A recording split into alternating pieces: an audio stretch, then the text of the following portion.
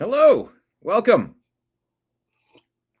on this wonderful fall afternoon or evening if you're here on the East Coast, broadcasting to you live from the Orion spiral arm of the Milky Way galaxy, the solar system, planet Earth, North America, the United States of America, no longer California, Los Angeles, to be pseudo-specific. My name's Brian Engelman. Today is Thursday, October 30th, 2025, and this right here is Strictly Football here on the new American media, because the old American media failed you. Thank you for being here. We're on season 2, episode 10 of the Strictly Football program. Make sure you check out the TNAM Daily Show every weekday at noon Eastern Time. We're going to bring in Mike Bara, Jim Mitchell, and Ez'Ryel Robinson to discuss what happened last week in football and look forward with betting tips for the upcoming weekend that's actually starting today, Thursday. So without further delay, I bring to you this right here, the Strictly Football Show. Hi, this is Eric Metcalf, and you're watching Unhappy Hour.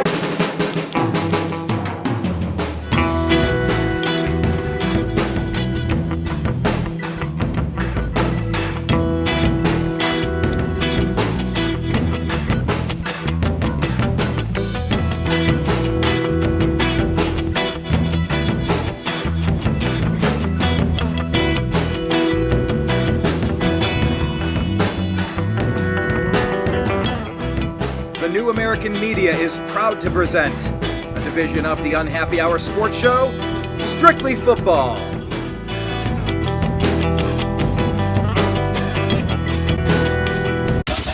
It's the Unhappy Hour. Thank you so much for being here today. It's football season. Of course, that means it is time to have a commitment to mediocrity. Here is Mike Bara in Jigba. Nice background image, sir. How are you? Yeah, it's not going to last because it's too wonky, but I'm doing good. How are you, Brian? Doing good.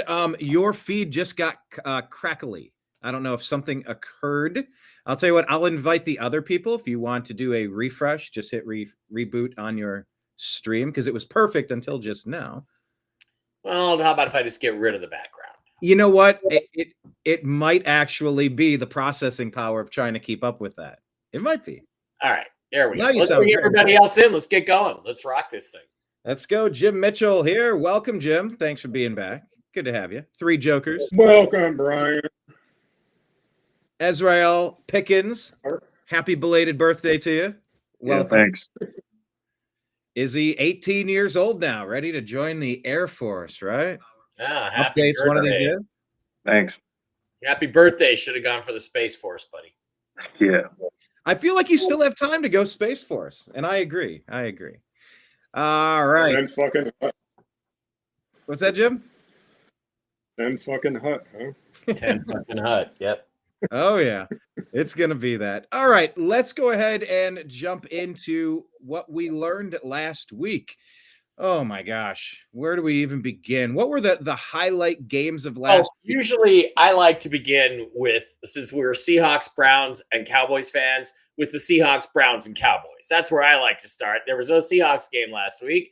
So what is it? Are we going to rank on your Browns or are we going to rank on your Cowboys? All right. Let's go ahead and we'll do this. We're going to start with our Cleveland Frowns, or the Cleveland Clowns. They've been called so many different things.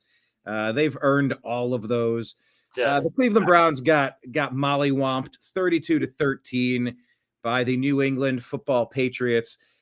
Look, this game, Cleveland should have been in the lead 10-9 at the half. We missed a makeable field goal, and then the wheels came off in the third quarter. This is the trend for the Cleveland Browns as of recent history. The defense does enough to keep you in it, and Myles Garrett set a franchise record, beating his own franchise record, 5 sacks in the game, and of course we lose the game by a ton of points, Mike. Mercifully, we limp into the bye week here. As an observer, as somebody who doesn't really give a flying crap about the Browns other than to talk about it here, what did you think of this? You're my friend, and if they were good and the Seahawks were bad and they were playing in the Super Bowl, I would root for them and the fan base. That's just so you know. I'm not that cold-hearted. Appreciate that. I don't know. I'm in sort of a Twitter flame war with Mark Schlereth, the former Denver Broncos offensive guard, Washington Redskins Denver Broncos guard, who likes to trash Russell Wilson. So he and I have been into it a little bit, and he called the game. And first half, he said, "This Browns defense is legit. It's for real." And then in the second half, the Patriots ran up another 24 points on you guys. I just think the defense is exhausted. I think, Myles Garrett, I wish you'd trade him to the Seahawks, but I don't think you're going to do that, but I wish you would. Myles is starting to sound like he's about done with this. And, again, you saw the qualitative difference between Drake May and Dylan Gabriel. Dylan Gabriel's averaged about 4.5 yards a pass. Drake May was something like 11, almost 12. Yeah, almost 12 yards per completion. Your secondary is a little weak. Your front seven's really good. But I mean, look, Drake May has got a year under his belt. He's got a year under his belt. But I think that what this comes down to for me, looking at the Browns, is the defense is good enough, but quit fooling yourselves on Dylan Gabriel. He just doesn't get the ball downfield. I don't know how, I don't know if your receivers are all that great, but here's the bottom line. Shedeur has star quality. Give him a chance. It's time to give him a chance. His coaching staff has been stubborn. They picked Gabriel. They didn't want Sanders. Everybody knows that. But Shedeur has potential star upside. So let him play because it's time. Because 13 points, Patriots are okay. They're not that good defensively. It's just time to give Shedeur a chance. By the way, Jerry Jeudy, 0 receptions on 2 targets. That's our number 1 receiver that we traded to get. Because here's the thing. Russell Wilson was able at his height to get the ball downfield because he could move around and see things and get the ball there. Gabriel seems like he's not able to do that. He doesn't seem to be able to see anything downfield. He certainly doesn't try to throw anything downfield. That could be the coaches telling him, don't throw the ball downfield, but it's time to maybe just give the other guy a chance. Just give the other guy a chance. In fact, if I was the owner, I'd just go to Stefanski and say, you're starting Shedeur the rest of the year. Let's see what he's got. That's what I'd tell him. Yeah, the conversation has been raging in Cleveland about that for a while. Of course, there's that famous story where Jimmy Haslam talked to a bum on the sidewalk on the day of the draft. He said, "You better draft Johnny Manziel," and he went along with that gut instinct. Look where it got us. Whether that's an urban legend or confirmed. Oh, I think to be fair, when the Seahawks Legion of Boom played against Manziel created all kinds of problems. I think, again, it was bad coaching. I think his style was misused in Cleveland. I would like to have seen him given more freedom to improvise, and he might have been something, but we all know he did have a bad attitude. So, well, and we know Kevin Stefanski. He's been called the quarterback whisperer, but you see what he's done. Joe Flacco wasn't getting much done here. He goes down to Cincinnati. They get a very big win over a division rival. He's throwing for big yards and putting big points on the board. The Browns haven't scored more than 17 points this season. I think we did it once. Did we against Miami? Against Miami, but if that even counts, exactly. But yeah, I mean, we're a tight end heavy team. Harold Fannin and David Njoku both caught touchdown passes from Dylan Gabriel. But yeah, something has got him spooked. Izzy, the quarterback Dylan Gabriel, he's small and he's not really throwing for many yards. It's a lot of quick West Coast out of his hand, get it in the playmaker's hands. And Quinshawn's a legit running back. But yeah, I mean, we should have had the halftime lead here, ended up trailing by 2, and the wheels fell off the whole second half. What did you make of this? Yeah, I watched a bit of the game. Dylan Gabriel, like I said, in my opinion, I believe it's 50-50 coaching and him. I watch a lot of plays. I mean, like I said, he doesn't throw the ball more than 5 yards. So it's not a lot that you get out of him. And he made a lot of mistakes. I mean, 2 interceptions. There was a play he threw the ball in the dirt that caused a safety. I watched that live. Like, what is he doing? So it's just horrible, just coaching front office and Dylan Gabriel. I mean, like, at this point, you guys have nothing to win, everything to lose. So, I mean, just literally just go out and put Shedeur Sanders in, because why not? I mean, And then there was a clip. I don't know if you guys seen it. A reporter asked the head coach, and he's like, "Hey, when is it time to start Shadur? Like, is that looking into your game plan?" And he was like, "Oh, Shadur Sanders isn't in our game plan at the moment," or it was something like that, pretty much indicating that he doesn't care about winning. And well, it wasn't that he doesn't care about winning, although I'm no Stefanski. I mean, 2-6 doesn't seem like you care about winning a lot. So, well, they drafted Dylan higher. They want to give him more opportunities to settle in. I mean, he's gotten every opportunity they could give him. First team reps during the off season, everything. The coaching staff wants Dylan, Gabriel.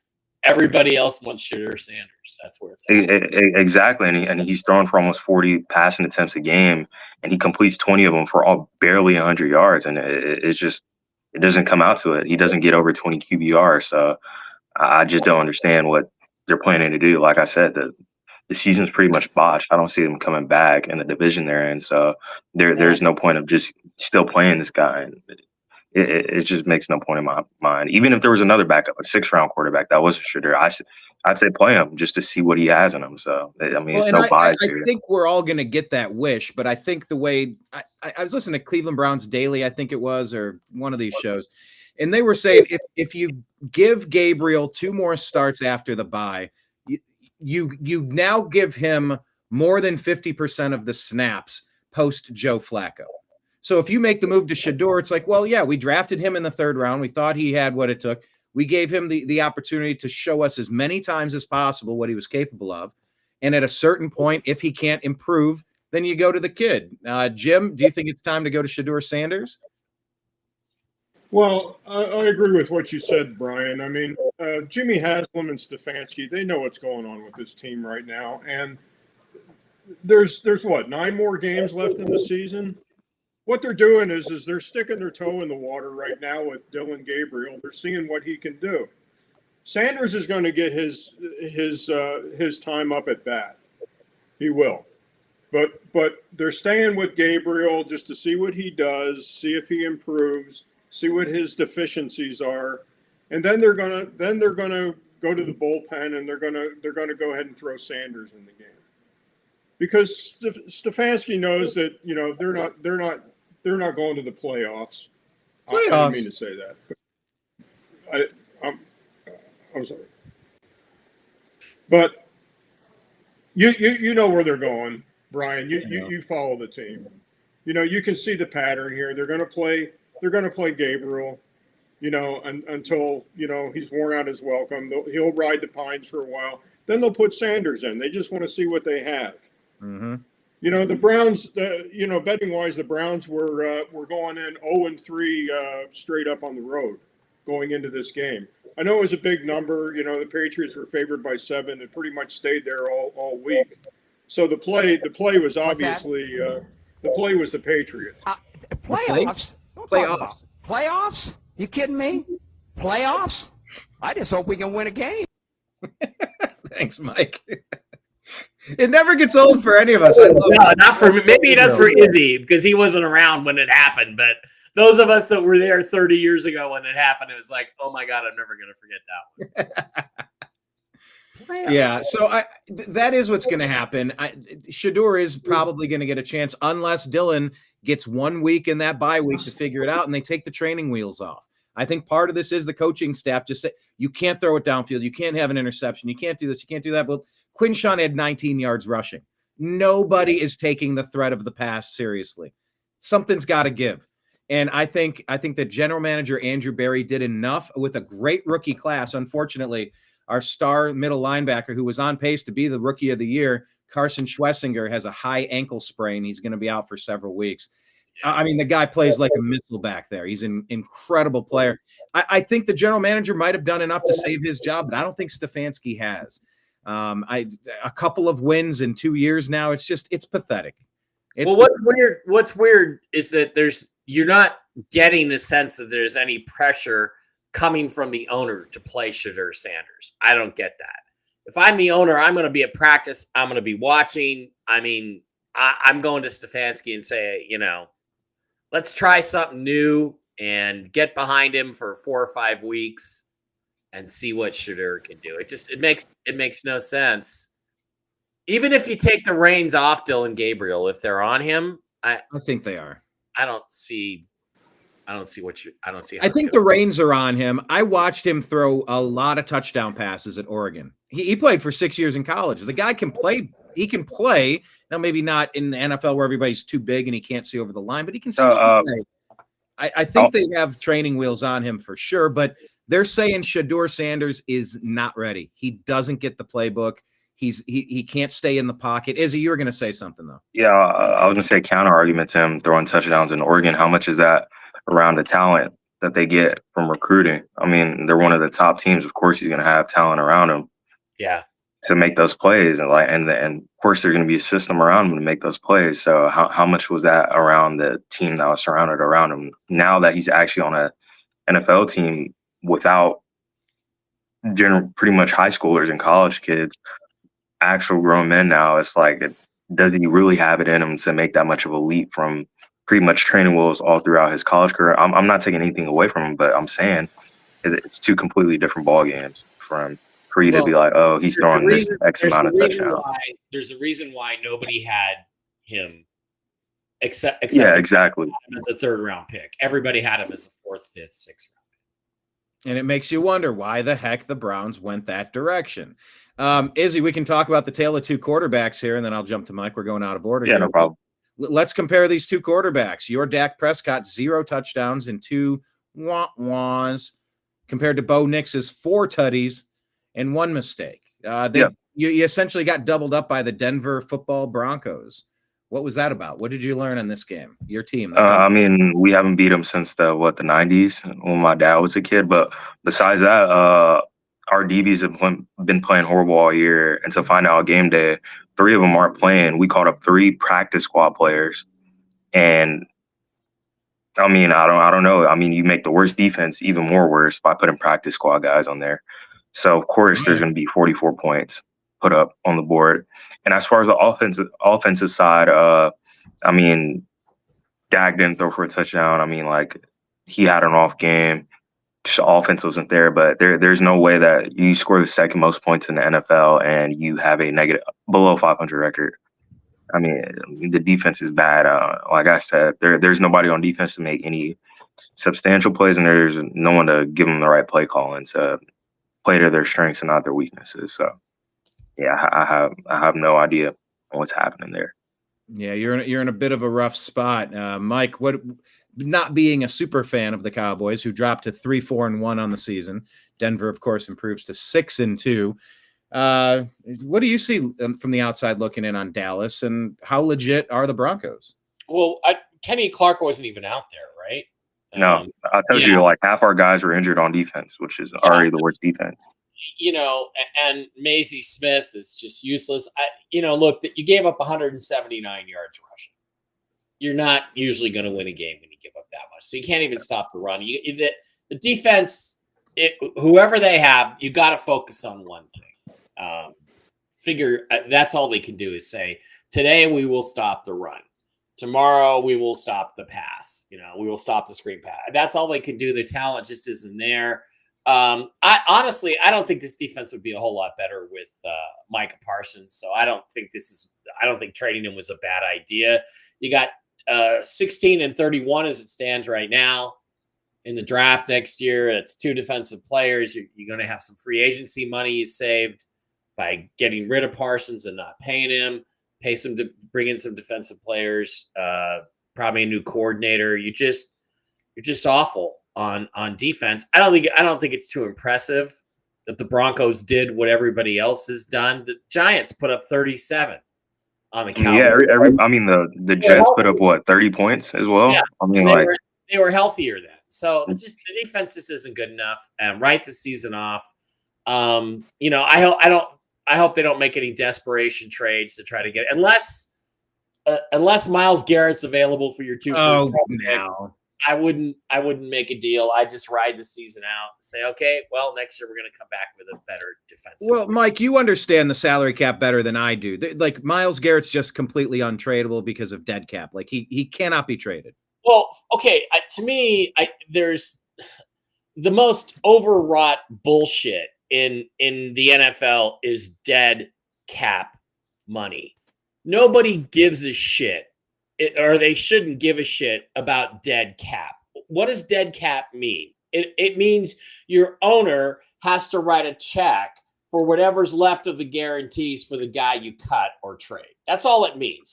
It doesn't mean anything. The only thing that matters is cap space. How much cap space do you have? And if you were the Cleveland Browns, let me go to the Browns. If you were to cut Myles Garrett, not Deshaun Watson, but Myles Garrett, you would take a $103 million cap hit. That would put you $80 million over the cap this year. You wouldn't have a team, basically. So you can't do that. Myles Garrett can't be cut. He can't be traded. He could be traded or cut post, but it would still put you way over the cap for the next 2 years. So, yeah, that's not going to happen. Yeah, he's just locked in, and he's frustrated. He's throwing his helmet down. He's angry. Right. But, you know, I appreciate some passion You're there. the one who signed the deal. You're the one who signed the deal. You made your bet. He may have a no trade clause also in his contract. Yeah, who knows? Just I'm not entirely certain if he does or doesn't. But I like the fire. I don't want to be okay with losing. Right. But just to clarify, dead cap, the only thing that is embarrassment. You don't actually have to pay that money for the most part. That's ridiculous. You know, it's pretty much reflective of money you already paid. So, you know, it just guaranteed money becomes due immediately, and you can spread the cap hit over a couple of years if you want. Jerry Jones might be looking. When is the trade deadline? We're on October 30th. It is Tuesday. Trade deadline is Tuesday. So by our next show, by the way, gentlemen, we want to try to do this on Thursdays moving forward? I think we should try. I've got a doctor's appointment next Thursday at this time, so I would next say Thursday or next Tuesday. Go back to Tuesday, if it was me next week. But I'm not. And by the way, I'm still okay because I know we kind of butt up against your other show. By the way, tell us about your other show, Toxically Masculine Tuesday, of course. Yeah, Toxically Masculine Tuesday, and then Real News Live with Mike and Jen, and on Mondays and Wednesdays, and then Wednesday evenings I'm on with Whiskey and Wisdom. Cowboys have $30 million in cap space this year. They could be aggressive. They could be aggressive. They could go get something. They have one of the highest cap space. Yeah, cap spaces. Yeah. Pretty much one position. Who do you want to get? Is there one player on the block? Is there one position you're just in desperate need for? A linebacker. I mean, our linebackers are horrible. I mean, they just stand there, watch people run right past them. They watch the ball go in the air. They wait 4 chops for the running back to get to them. So either linebacker or DB. I mean, we tried calling for Max Crosby. We tried calling for the Wilson dude from the Bengals, and both GMs were like, no, we're not trading them.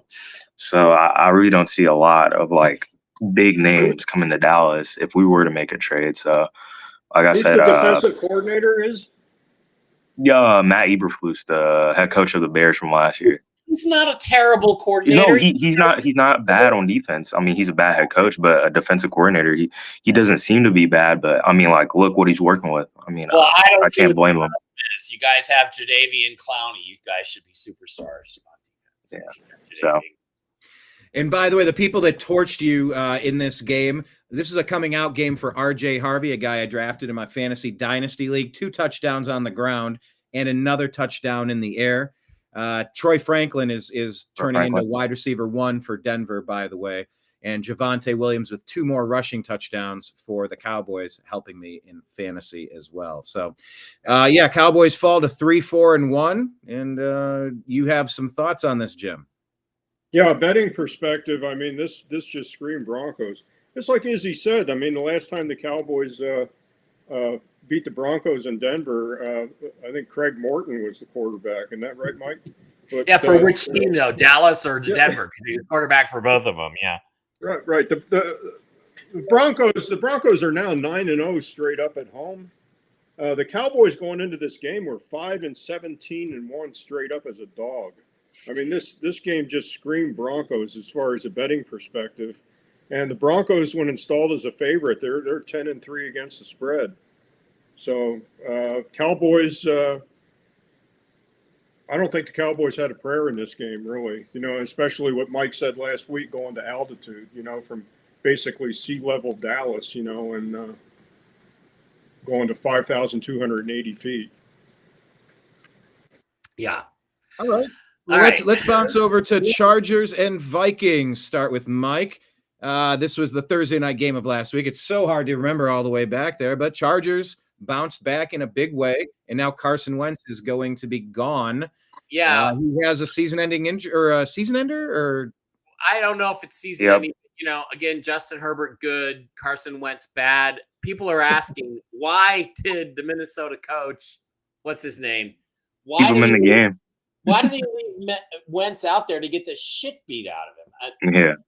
I don't know. That game was odd from that perspective. And they are saying it's season-ending surgery addressing his left shoulder injury. Tom Pelissero of New York. Supposedly, the biggest thing is like the backup 6th-round quarterback shows some signs of being a good quarterback, and they don't want any controversy or anything of that guy playing. So that's what I've been hearing. Max Brosmer, you're saying? Yeah, Max Brosmer.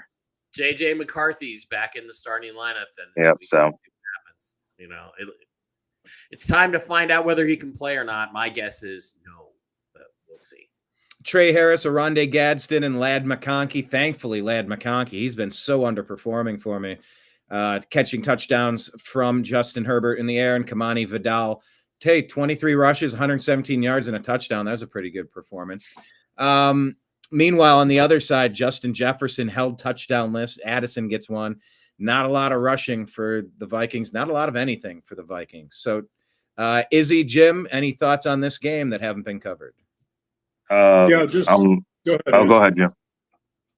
Just to mention, last week we discussed there were 4 teams that bettors consider relatively good to excellent teams in the NFL, and those 4 teams, and one of them was the Chargers, and the Chargers had lost last week previously. We also discussed the Bills. They had lost previously the week before. The Ravens had lost previously the week before, as did the Buccaneers. The Buccaneers fell to the Lions.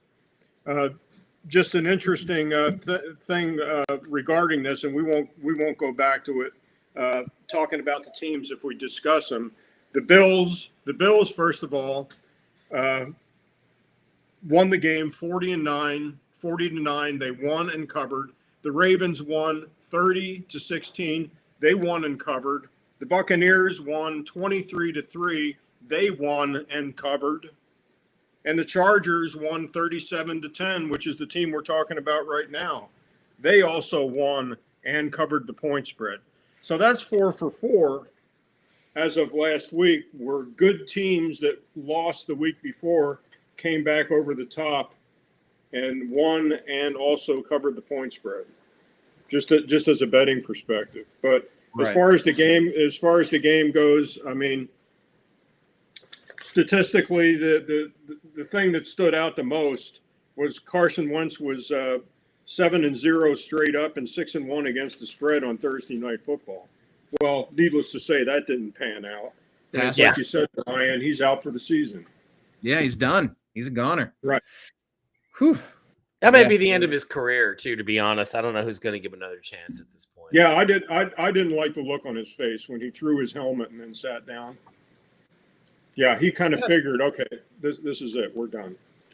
Well, I mean, if you can't put up numbers with Justin Jefferson and Jordan Addison, do you belong in the NFL anymore? I don't know. I don't think so. Yeah, that's the Joe Flacco, Jake Browning conversation. You feed the beasts, throw it to them. Like they're accidentally going to catch half of them. Mm-hmm. Izzy, any thoughts on this game? No, I'm just mad at Quinn Johnson did get a single target the whole game. That's pretty horrible. That's my only thoughts. Well, I mean, look, this is not Quentin Johnson not getting a target, Jerry Jeudy not having a reception. There's a couple of A.J. Brown unhappy with his role on the Eagles. Detroit Lions are having an issue with. It wasn't anything like he was bad or like anything like that or like there was like a problem. It was just like he wasn't found the whole game. It's not anything on his part. So yeah. I'm just a mad fantasy owner. There's a lot of receivers who are getting kind of frustrated and not getting targeted. Well, he's not frustrated. Brian, I'm frustrated. Fantasy owners are frustrated. Yeah. Jim? It makes you kind of think if A.J. Brown's related to Antonio Brown. I mean, is there a correlation there? Yeah, they do have some similar characteristics. Don't they? I looked it up. He's not related to Antonio. Thank you. What about Downtown Julie Brown? Izzy has no idea what that reference is. How about Downtown Could be related to Downtown Julie Brown. Yeah, there we go. All right, let's go to the corner TV game. Dolphins, Falcons. Anything to add to this one? Tua bounced back with 4 touchdowns. No interceptions. But he only had 205 yards. He's not the answer there. 4 touchdowns is 4 touchdowns. I picked Atlanta because I thought Penix was playing. Penix didn't play. You saw that Kirk Cousins doesn't have anything left in the tank either. Yeah. I've got a rule now. When Mike picks Atlanta, I'm laying off the game. Yeah, I would too. I chose Atlanta as well. Is not Atlanta. So Hotlanta turned to not. Well, I thought Penix was playing. If I had known Cousins was playing, I might not have picked them. Probably still would have, but yeah. Good for the Dolphins. Nice to get a win or two. There's a rumor floating around here that the Dolphins are going to trade Tua to the Raiders. What? If you can believe that. And they might throw in some picks and take back Geno Smith just to get numbers off of each other's books. Let me check the Dolphins salary cap. I don't think they can do that, but that was a rumor flying around locally. I love rumor season, and I love that the NFL is getting into the trade action. I do like it. Buyers and sellers, consolidation. And there's so many injuries too that you can't possibly factor in when you're doing your two-a-days. Yeah, you're going through the summer camps. Yeah, the Dolphins can't trade him this year because they would go over the cap by about $15 million if they did, and they can't cut Tyreek Hill. But 2026 might be a different story. I don't know. We'll see. Okay, Izzy, thoughts on this game? Dolphins and Falcons. Yeah, I mean, I had the Falcons winning. Like I said, back to what Mike said about the Vikings. Like, if you got talented guys that you can get the ball to, Bijan Robinson. I mean, it's one of the worst run defenses. A lot of sports betting people were like super mad because Bijan didn't get over. I mean, I didn't bet this weekend, but I mean, you just got talented people on offense, and you're only scoring 10 points, and you're allowing the Dolphins, who haven't looked good all year, to give up 34 points, which is, I mean, that's uncalled for. So I just feel like a lot of people didn't see this coming, and it wasn't like anything insane that Tua did or anything like that. It was just like they just got to hand it to him at the end of the day. So, Jim. Yeah, going into this game, I mean, in Mike's defense, I mean, that just screamed Falcons, as far as winning the game. I mean, Tua was 2-13 straight up as a dog. He was 10-23 against the spread as an underdog. And just going into this game, he was 1-9 straight up. So if what you say is true, if Tua does get traded to the Raiders, that might be a good deal for Tua. I mean, it's not as humid, as it is in Miami, as it is here in Vegas, but it's an indoor stadium. He won't have to play in the snow, except I still think that they probably have to travel to Denver to play. They've already got their Chief game out of the way, so they're not going to have a snow game in Kansas City this year. So Tua should be all right. I mean, that's the best bet on the board is when Tua has to travel and play in the snow. Take that home team, because Tua cannot play in the snow. I don't think he's ever won. I know about that too. Yeah, Tua can't play at all in the snow. It's horrible. No, it's that's the bet of the week. That's the lead pipe bet of the week. Well, we're gonna keep on. Yes, so cold lead pipe lock. What, Jim? We got to come up with a unique lock of the week, pick of the week. Like, we got to come up with a great phraseology of yours. Mike, you got to help us come up with his catchphrase. All right, we'll figure it out. All right, we will. Let's look at this one. I thought this was in some ways the game of the week. Now, it wasn't because teams were, you don't expect to see them in the AFC or NFC championship game per se. But look, this was a big win for the Jets. I liked how Justin Fields put his stuff out there, and he's like, look, I had a really tough week, and I was there at my house, and I was having a real hard time with this. Like, this sucks. The owner's coming out bashing him, and he plays his best game of the season. He played great football at Ohio State. I know he's capable of it. They got the win, 39-38. It's their first win of the season. Bengals dropped to 3-5. Go ahead, Mike. You're chomping at the bit. You just want to bash them. Go ahead. Speaking of teams with no defense, how about the Bengals? Okay, that's fair. They've earned that. Cowboys. They give up 39 points to the fucking Jets. You got to be kidding me. Totally awful. I mean, I had them as part of my 3-team parlay, right? And I gave the 6.5 points because, frankly, the Bengals should have won by 2 or 3 touchdowns. But they couldn't stop anybody. And every time they got over that 6.5 point hump, they just give it right back again to the Jets. And it just went on the whole game. And Joe Flacco did everything he could. He only had a couple of touchdown passes, but he had almost 300 yards passing. He did his job. Bengals defense is just shit. So what can you say? You lost to a terrible team. Your season's over, Cincinnati. At this point, I'm just trying to I'm just looking at how do I develop guys for next year at this point. That's what I'm doing. Yeah. It's looking rough. Jim, you want to say?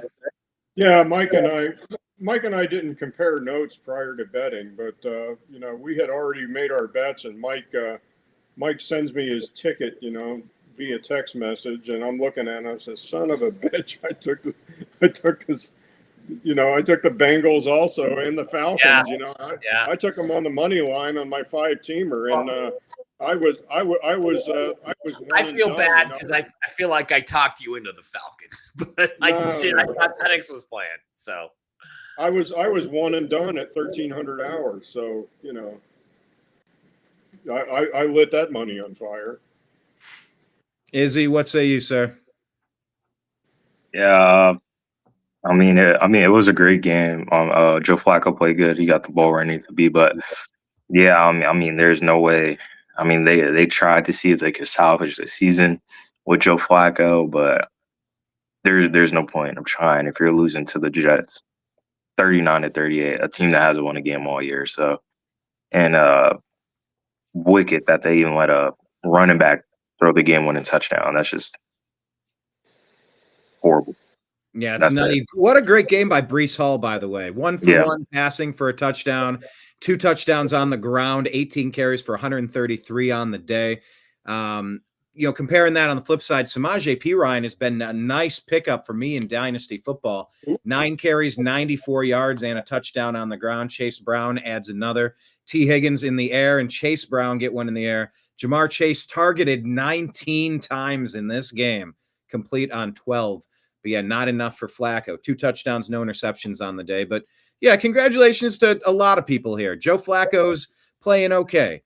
Justin Fields got his first win. Breece Hall had maybe his game of the year. I don't know. I liked seeing the fight out of these teams. I liked how they battled. And it gave us a really competitive game, Mike. So I was kind of excited about it. And look, compare that to the New York Football Giants. They're without Cam Scatterboo. Oh, what an injury. Guys, I mean, Eagles get it done 38-20. I'm sad about Cam. What do you take away from this one? I mean, Eagles are on track. They're one of the clear favorites to win a championship. Jalen Hurts, 4 touchdown passes on the day. That helps. Saquon, 150 on the ground and a touchdown. What'd you make of this one? I could go to Mike on this one. What do you think on this one, sir? Oh, I'm sorry. Nothing much to say about this game. The Cam Scatterboo thing was pretty awful to look at. Again, Giants, your season's over. Forget about it. You got nothing. You got no bullets in the gun. Jackson Dart's mobility gives them some ability to make plays, but the Eagles, I just thought, were pretty much in control of this one throughout. And Jalen Hurts, again, very, very low numbers, but you don't look at it just purely on numbers. I just saw an Eagles team that was in control and a Giants team that's just scratching and clawing and didn't Completely agree. Game over. Oh, yeah, a lot of their momentum was around the 2 young guys, Jackson Dart and Scatterboo. So I mean, losing Scatterboo, there's not a lot of rolling that you can keep doing. They better be careful because as they've now lost Malik Neighbors and Scatterboo, as their options dwindle, teams are going to play them a lot closer to the line of scrimmage. They're going to come after it. They might get Jackson Dart hurt with an injury like a patellar tendon or a torn ACL or something. They got to protect him, so they got to focus on not as much offensive production as they do, I think, on protecting him the rest of the year. Or they could lose him. Jim. Yeah, betting perspective on this game. Saquon Barkley is averaging 52 yards a game this season. Last season, he was averaging over 104 yards a game. That's 104 or 140? 104. I think it's 124. He was averaging 124 yards a game last season, and this season he's averaging 52 yards a game. That's the difference. They got to get Saquon's got to get on track. If he stays on track, they can win these games. This was one of the best bets of the week. Jalen Hurts going into this game was 18-1 straight up as a home favorite. The Eagles are now 12-0 straight up when hosting the New Jersey Giants. So, yeah, they've owned going them into this game. This game screamed Eagles. I understand it's a division game. The Eagles were laying 7 points, and there's a lot of bettors will say, it's a division game. You don't want to lay that big number. But this was a good game. It was a quasi revenge game because the Giants took them to the woodshed in the last game in Jersey. Yeah, and by the way, just Jahan Dotson getting a revitalization of sorts with his career. I liked him out of Penn State, ended up on the Commanders. Now he's on the Eagles, got a touchdown in the air. And Dallas Goedert, my starting tight end in both dynasty leagues, 2 touchdowns in the air for him. Tank Bigsby, the running back that they brought in that trade with Jacksonville, he put up 104 yards on 9 carries, by the way. So, yeah, Saquon, A.J. Brown, Dallas Goedert, there's a lot of mouths to feed over there in Philly, but they're getting it done, Izzy. They get another win in your division, making it tougher for your Cowboys to come back, huh? Yeah, it's unfortunate, but as long as the Giants and Commanders stay low, we could try to make a run for second place in the NFC. So, yep, wild card is in play. Carolina Panthers also in play for the wild card. They fall to 4-4 on the year, losing to the Buffalo Football Bills 40-9. Buffalo improves to 5-2 on the year. You maybe expected a blowout, Mike, but 40-9, that was significant. Well, the game was a little closer for a while longer than I thought it was going to be. But in the end, the Bills just, again, overwhelmed them. Too good, too strong. Josh Allen didn't have a great game. He didn't need to. They just kind of cruised. And that's what happens when Andy Dalton is your starting quarterback. So hate to say it, but not much else to say about this game. Jim? Yeah, the Bills going into this game were 8-0 straight up after a week off or a bye week. They're now 9-0 after a bye week straight up, and they're 9-3 against the NFC. So they control the NFC when they play them. This game went as I expected. I didn't, especially this game opened and closed at 7.5 points. I wasn't crazy about that half point. So I did not play the game. But, as we talked about earlier, the Bills were one of those 4 teams that had stumbled the week before, and they came back and destroyed the team that they played this week. Right. Izzy? Yeah, the Panthers, they're bad, but they're fighting in the wild card with the Cowboys and the Bears for one of the wild card spots. I don't see them making a wild card. They're top 10 in the draft at best. So, I don't even know what the reason was that Andy Dalton started, but it shows that he won't start another game in the NFL. So, that's fair enough. James Cook, 2 rushing touchdowns on the day for the Bills. And, yeah, they took care of business. Didn't necessarily expect much different. But, look, they're competitive. After 8 games, they're sitting at 500 with the Carolina Panthers. Maybe that's a surprising stat that maybe people wouldn't expect. But is that any more surprising than the Baltimore Ravens being 2-5? I think I might have picked the Bears in this one, but the Ravens almost doubled up the Bears, who fall to 4-3 on the year, Mike. Baltimore, they get it done with Tyler Huntley, and they're set. They play tonight, right? And they're getting Lamar Jackson back. They play tonight. They're getting Lamar back. I was disappointed in Caleb Williams in this game. I thought he'd play better against a not very good defense, but I did what he could. He did what he could. He remains inconsistent. And, this is interesting because this could be one of those quarterback draft years, where you had Caleb Williams and you had, he didn't have a touchdown. He only had one interception. You had Caleb Williams and Jaden Daniels, and they both started out really well. But this could be one of those years where quarterback draft years where 3 years from now you look back and you go, those quarterbacks really weren't that good. Caleb's got to find. Look, you've got Romo Dunze. You've got you got a strong running game. You got you DJ Moore, the tight end who was injured, but you should be doing better than this. And Luther Burden III was a high wide receiver draft pick too that they're not working on. He only had one reception. He wasn't out there much. You should offensively be doing better than this, and you got a really good offensive coach. So we'll see. I think that Caleb Williams has to prove something over these next 8 weeks. I really do. Oh yeah, I feel like most people not named Mahomes or Hurts have a ton to prove, I suppose. Jim? Yeah, the Bears going into this game were 16-33 straight up, and they were 6-23 straight up on the road. Plus, this was one of these four teams that we had discussed earlier as far as losing a game, the prior game, and then bouncing back and destroying a mediocre team, which they did. So I think we all expected the Ravens to beat Chicago in this game. I'm wondering, I might have picked the opposite, but I have a hatred for those dirty Ratbirds, of course, so that clouds my judgment. Izzy, what did you take from this? Yeah, I was expecting the Bears to win because of what they did to the Cowboys and what they did against a horrible defense. But somehow they don't put a lot of points up on the board. It seems like on paper, Caleb did good through the air besides not getting that touchdown. But besides that, and Derrick Henry, how good is their run defense? So, I don't know. They're going to be almost even at 500 if they lose one more game this week at 4-4. And I don't know.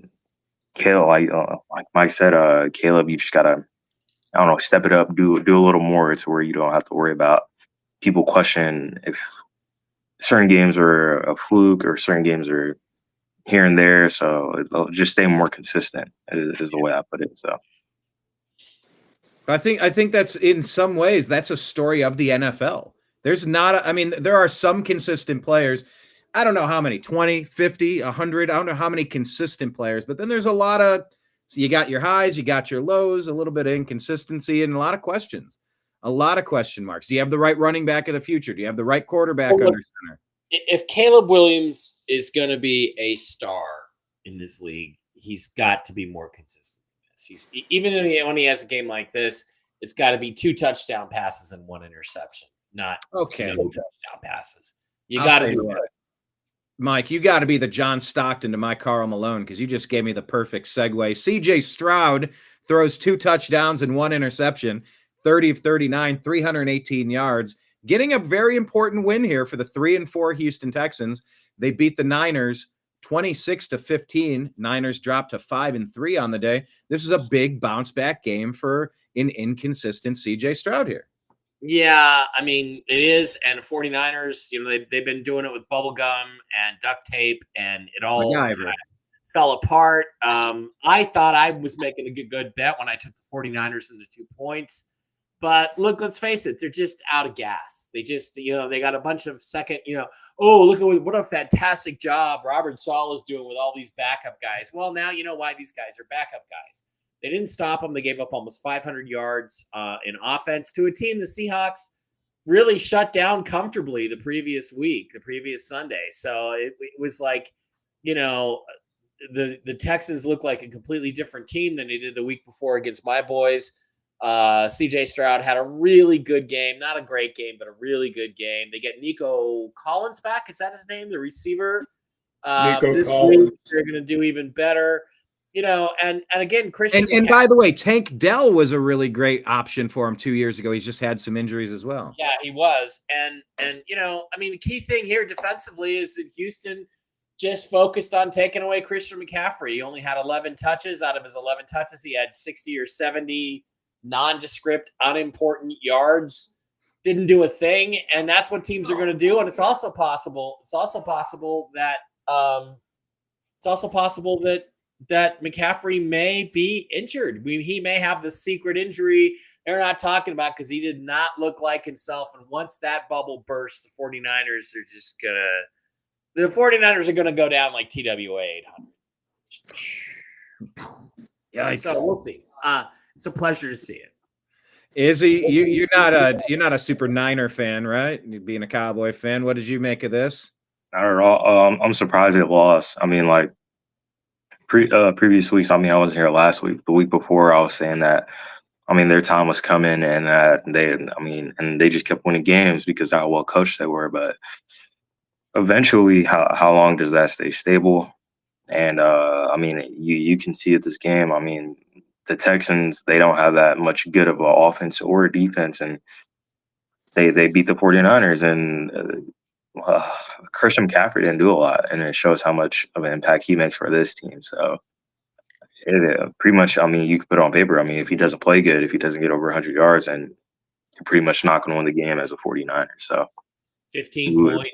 Literally at the end of the day. So yeah, the numbers don't lie, Jim. Yeah, there's a reason why this game opened and also closed. The Texans being the favorite in this game. That basically means, it kind of reinforces what you and Mike said, that somebody knew, something about McCaffrey or somebody else on the team. But the glaring stat in this game is, now Santa Clara is 1-5 against the spread as a road dog. So when they have to travel across country or, even in their own state, if they're a road dog, they're 1-5 against the spread. So, the spread wasn't big. I mean, it opened at 1.5, it closed at 1.5, but a lot of bettors look at that as basically a pick'em game. Mm-hmm. So this game was a toss-up, but that was the glaring stat that going into the game they were 1-4 against the spread as an underdog. I'm kind of curious. You were just mentioning that and just kind of how weak they are and how soft they are. Have you noticed any correlation for California teams in general being soft? Because I've long argued. I was a longtime resident of Los Angeles, next to Izzy, by the way. But I said California people are soft because the weather is 65 to 85 every day. They don't know extreme heat. They don't know extreme humidity. They don't know extreme bitter cold. Like a hardy Midwestern person. Sure, you're any betting trends for soft California. I know where you're going. One thing. Hold on, wait, everybody stop. Everyone stop. I triggered everyone with that question. I want to get to every one of you on it. Jim first. Okay. To be completely honest with you, I don't think it's the teams that are soft. I think it's the fans that are soft in California. California teams do not travel well. Eastern teams travel well, and probably the best traveling team is probably in the past was probably the Pittsburgh Steelers. You'd always see the yellow towels but in that game last week when they played the Packers, there were more Packer fans in that stadium than there were Steeler fans, and that was noted by a lot of people. And that stadium was loud when Pittsburgh's offense was on the field. But by and large, to answer your question, the California football teams aren't soft. They just don't have a fan base. And that's the main reason why the Los Angeles Rams went to St. Louis. Yeah, I can agree about the fan base thing. As far as the players, I want to say that, I mean, I say about what is it like 40% of athletes come out of California? Well, I mean, a lot of them, superstars, especially quarterbacks, pitchers, basketball players, NorCal, Southern California. I mean, they're not soft at all. I mean, they're superstars of the game they play. And So the I mean, politics I could go on the like I can name politics in about 100 California players. the politics in California do not support professional sports teams. Yeah. You know, And that's yeah, why but as far as an organization, I mean, yeah, I can agree that they we're are softer than others. no longer the San Diego Chargers. We're no longer the Oakland Raiders, and they're no longer going to be the Oakland A's. And you know, California Angels. They all run to a better tax base. And yeah, exactly. Let's be honest. When professional players get traded from California sports teams, say like to Las Vegas, if they come here, whether it's hockey or football, they just got a pay raise because there's no state income tax in Texas. There's no state income tax in the state of Nevada, Florida. There's no state income tax in Washington. Yeah, why would you? Of course, yes, Mike. I got you riled up on that. Chime in. Well, no, I just look. I lived in California for about 15 years. Your blood thins. You do get soft. You get comfortable. You don't like extremes. It's not comfortable, and that's why I really think it's unfortunate with all the East Coast teams going to the indoor stadium model, because I think it's going to soften up the East Coast too. So, this is one of those things. What Mike says is true. I mean, I don't hate California. Well, I kind of do, but I left the state of California in 1961. I was born at Hamilton Air Force Base in Marin County, California, Northern California. It was paradise in 1961. It was paradise. I always kicked my dad in the ass for not buying land in Marin County. In the 60s? Retired a wealthy man. Yeah. Yeah. Today, I think things have caught up, but no, screw the 60s. We're talking about the early 50s. Okay. Yeah, even better of an opportunity. Even better. But instead, Izzy and his ilk have ruined California. You youngsters, you Gen Zers. I'm just kidding. That's why Izzy's a Dallas fan. It was still paradise when I moved there in 2003, man. Nothing but pretty girls and warm weather and bikinis. Oh, they do have pretty girls. Unlike Vegas. All right, moving on. Let's talk about another place they have pretty people. Tampa Bay, the Buccaneers. They took care of business. Mike, here's your Rattler update of the day. What did you take away from this one? Well, that's all it is. It's they took care of business. Baker didn't have much of a game. Tampa's a tired team, but they were so much better than New Orleans. It wasn't really much of a game. Spencer Rattler's been benched. I can't blame the Saints for trying something different. 1-13 now as a starter, I think Rattler is, or 1-14, Jim. It's time to try something new and see what happens. But this game went according to plan, and that's all I got to say about it. It went according to plan. The team that should have won by about the score they should have won by. A tired Tampa Bay team. Jim? Yeah, Mike's right. I mean, Mike was right the first time. He's now 1-13 straight up as a starter. That it just saddens me because that was stone cold lock betting against the Saints. If Rattler was starting, and we no longer have Rattler starting now, so that 1-13 straight up, that's going away. Is he? Yes, it is. Yeah, Rattler's no longer starting. So, like I said, the season's scratched.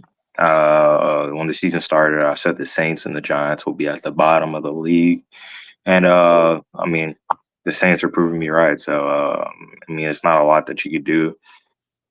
And it's a good game by Tampa, just a decent game, just like for fighters or boxers, just like a tune-up fight, like just staying in the mood, staying warm for the next opponent. I'm not saying it was anything crazy, but just keeping the players warm for who you got. Because you got Ted Johnson, Kadon, and Mekabuka.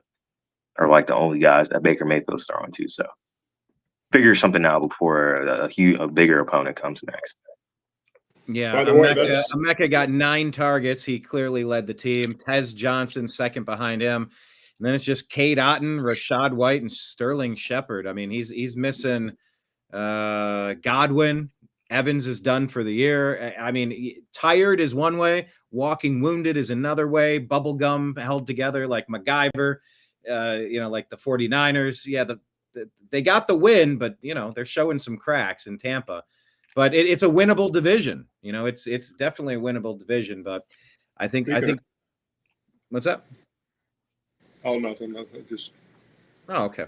Well, anyway, I'm just I could praise Baker, but he didn't give us a lot to talk about. He's falling in the MVP rankings a little bit, but they got the win, and that is probably what's most important. Is they improved to 6-2 on the year, while the New Orleans Saints try to figure out who they have in Tyler Shuck.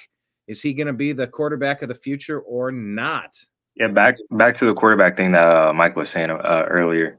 This year is going to be a huge year to grab quarterbacks and hopefully franchise quarterbacks for a lot of these teams, like Saints, Browns. Once the Browns start Shedeur Sanders and they see what he can do, depending on coach or not, a lot of these teams are going to come in and draft quarterbacks. There's a lot of good quarterbacks or decently looking good quarterbacks that can go high for the teams that need them. So. Yeah, and I look at the quarterbacks, maybe there's hype over somebody and, he's the next big thing. Sometimes that works. A lot of time it doesn't. It's not a lot of hype this year. With the college players, a lot of people are like, they don't know who the Heisman is going to be. They don't know what awards they're going to, but they're just saying there's a lot of decently good talent that could get spread around the NFL, like just a complete overall. Well, what I was getting to is that you don't know who's going to be good any more than when you release the schedule and you go, well, this is going to be an easy schedule. You have no idea what the teams are going to be like. Well, this is going to be a tough schedule. You have no idea. So I don't know. Is it going to be a strong year for quarterbacks, a weak year? I don't know. I think Julian Sayin, the rookie out of Ohio State, is playing lights out. I mean, he's a dark horse for Heisman, but he's going to be in the rankings, I suspect. Do you guys have any – are you watching college a lot? Do you have any thoughts on early Heisman or actually mid-season Heisman now? I don't watch college. Yeah, like I just said. Until the Senior Bowl. Then I start watching. Yeah, like I said, a lot of people, they don't know who's going to be Heisman. It's just one of those years where it's just a toss-up. Well, this one here, Mike, this gets us back to the number 1 overall pick last year, Cam Ward. He was the cream of the crop at the quarterback position. Yeah. And then here's a guy who was thrown out to the trash, Daniel Jones, and he's revitalized his career. DJ had 3 touchdowns, no mistakes, 272 in the air, 21 of 29 on the day. Jonathan Taylor just continues lighting it up for me and my fantasy team. 3 touchdowns on the day, 12 carries, 153 yards rushing, 2 on the ground, 1 in the air. Cam Ward, they got rocked 38-14 here. What did you take away? What did you learn about the Colts? Did you learn anything? The Colts are good. Jonathan Taylor ran over them like a speed bump, and Daniel Jones threw over the top successfully. Cam Ward showed improvement, continues to show growth. The better team won by the score they should have won by, and that's about all I got to say about that one. Yeah. Jim, what did you have on this one? What Mike says is true. I mean, if Jonathan Taylor goes down, I don't know what this. No, don't even speak to. Nope, Jonathan Taylor, MVP of the league. How about that? Yeah, but if he we are week to week on football players, and I hate to see what happens to this team if Jonathan Taylor goes down. I mean, Titans were 4-20 against the spread going into this game. The Colts were 5-0 straight up versus the Titans, and they were 5-0 straight against the spread versus the AFC. But interesting number. They were only 2-3 straight up versus the Titans at home. So, of course, that was during those numbers were taken during the Vrabel era also. So, Mike Vrabel took care of business when he went into Indianapolis. And the Titans are, they're a completely different team this year. But Mike is right. The Colts are a good football team. They are a double-digit favorite looks like is he called it? Is he called it preseason? Is he? Yeah, I mean that was my head of the year. So, one thing that I did want to say is I don't like the fact how the MVP is such a quarterback oriented award. Yeah, because past couple years I would have had Christian McCaffrey winning one, Cooper Kupp when he won the Super Bowl, winning MVP. It's just I just don't like the way how it's just oriented that no matter what, depending how bad or how mediocre the quarterback season is, it goes to a quarterback. Like this year, I believe Jonathan Taylor should have won it. Last year, Saquon, Christian McCaffrey the year before, Cooper Kupp the year before. I just feel like that award should be more modernized, where it's not like, oh, the quarterback's going to get the MVP and the skill position is going to get the offensive play of the year. I don't believe that's how it should work. But yeah, like I said, the Colts are really good. I mean, as long as Jonathan Taylor's playing the way he's playing, then sky's the limits for the Colts. So if you can't stop the run, I mean, like, wait till they start passing the ball. They got nothing but deep threat targets that they could get the ball to. So yeah. Who is it that makes that decision, Mike? Do you know? Is it the Associated Press or is it the players? Yeah, it's an AP award. It's one of the AP awards. So a bunch of fucking East Coast sports writers decide. Yeah. All right. Oh, by the way, as you go to an East Coast player again. Right. Yes. By the way, as you ask that trivia question, let me get back to a trivia question that was left unresolved. During the 2014 NFL draft, Cleveland Browns owner Jimmy Haslam shared an anecdote about a homeless man on the street of Cleveland who recognized him and said, "Draft Manziel." Haslam cited this as a sign of the intense fan passion for the A&M quarterback, and that contributed to his enthusiasm for the pick. However, it wasn't the sole or deciding factor. GM Ray Farmer made the final call to trade up and select Manziel, despite internal analytics favoring Teddy Bridgewater. I'd say the fans play more of a part in Dallas trying to get Jerry Jones to draft Manziel than the homeless man for the Browns. I'm sure that homeless guy had an 85-inch Samsung in his living room. Yeah, Manziel. Man, he just drank his way out of a chance in the NFL. He really did. And he snorted it, and he's out there talking trash. I can't stand looking at Johnny, hearing from Johnny. I don't want to remember that time. I don't look upon it fondly. It was just hard to defend when he was in this game. Let's call it impossible to defend. Can we call the Green Bay Packers offense impossible to defend by the Steelers in this game? This was the Aaron Rodgers Bowl, people. We've been waiting for this, Mike. What did you make of the Steelers dropping to the Packers? I thought the Aaron Rodgers revenge tour was going to continue. It didn't. They fell flat on their faces. They had very little offense. They couldn't really run the ball. They couldn't really pass the ball. DK Metcalf at critical time in the game gets another stupid penalty once again. Yeah. Somebody goads him and he gets a personal foul, costs his team 15 yards. That's why we don't miss him in Seattle by DK. And, again, the Packers just kind of scored every time they needed to. They scored. Jordan Love had a great game. I thought based on how shitty they looked against the Cardinals, they would probably not win this game on the road, but the Steelers looked like the weaker, tighter team. Their defense wasn't very good. And Mike Tomlin, if you can't coach defense, why are you a coach? Because that's what you're supposed to be your forte, Mike. And I'm going to say this again, not once again, to compare to my buddy Russell Wilson. After 7 weeks of Russell Wilson last year, you were averaging 28.4 points per game. You had a 6-1 record, and you took the play calling away from him. After 7 weeks of Aaron Rodgers, you're averaging 21.3 points per game, and you have a 4-3 record, Arthur Smith. So what's the problem in Pittsburgh? I don't know. Maybe we're going to find out over the next 7 or 8 weeks. We shall see. But that's all I got to say about that game. Jim. Yeah, Steelers defense. I mean, they got a problem. I mean, they're historically known for their defense, but Mean Joe Green ain't walking through that door, And it's different. Yeah, statistically, the Steelers going into this game were 9-2-2 against the spread when getting 3 or more points at home, and they were a home dog. I mean, they were a 3-point home dog, which means on a neutral field, the Packers probably would have been favored by 6.5.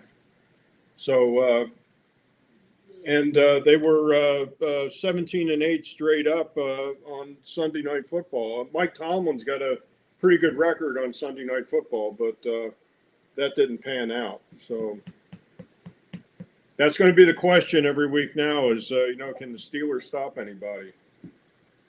Can the Steelers stop anybody any better than the Cowboys can? I mean, no. I was talking about a week before with one of my friends.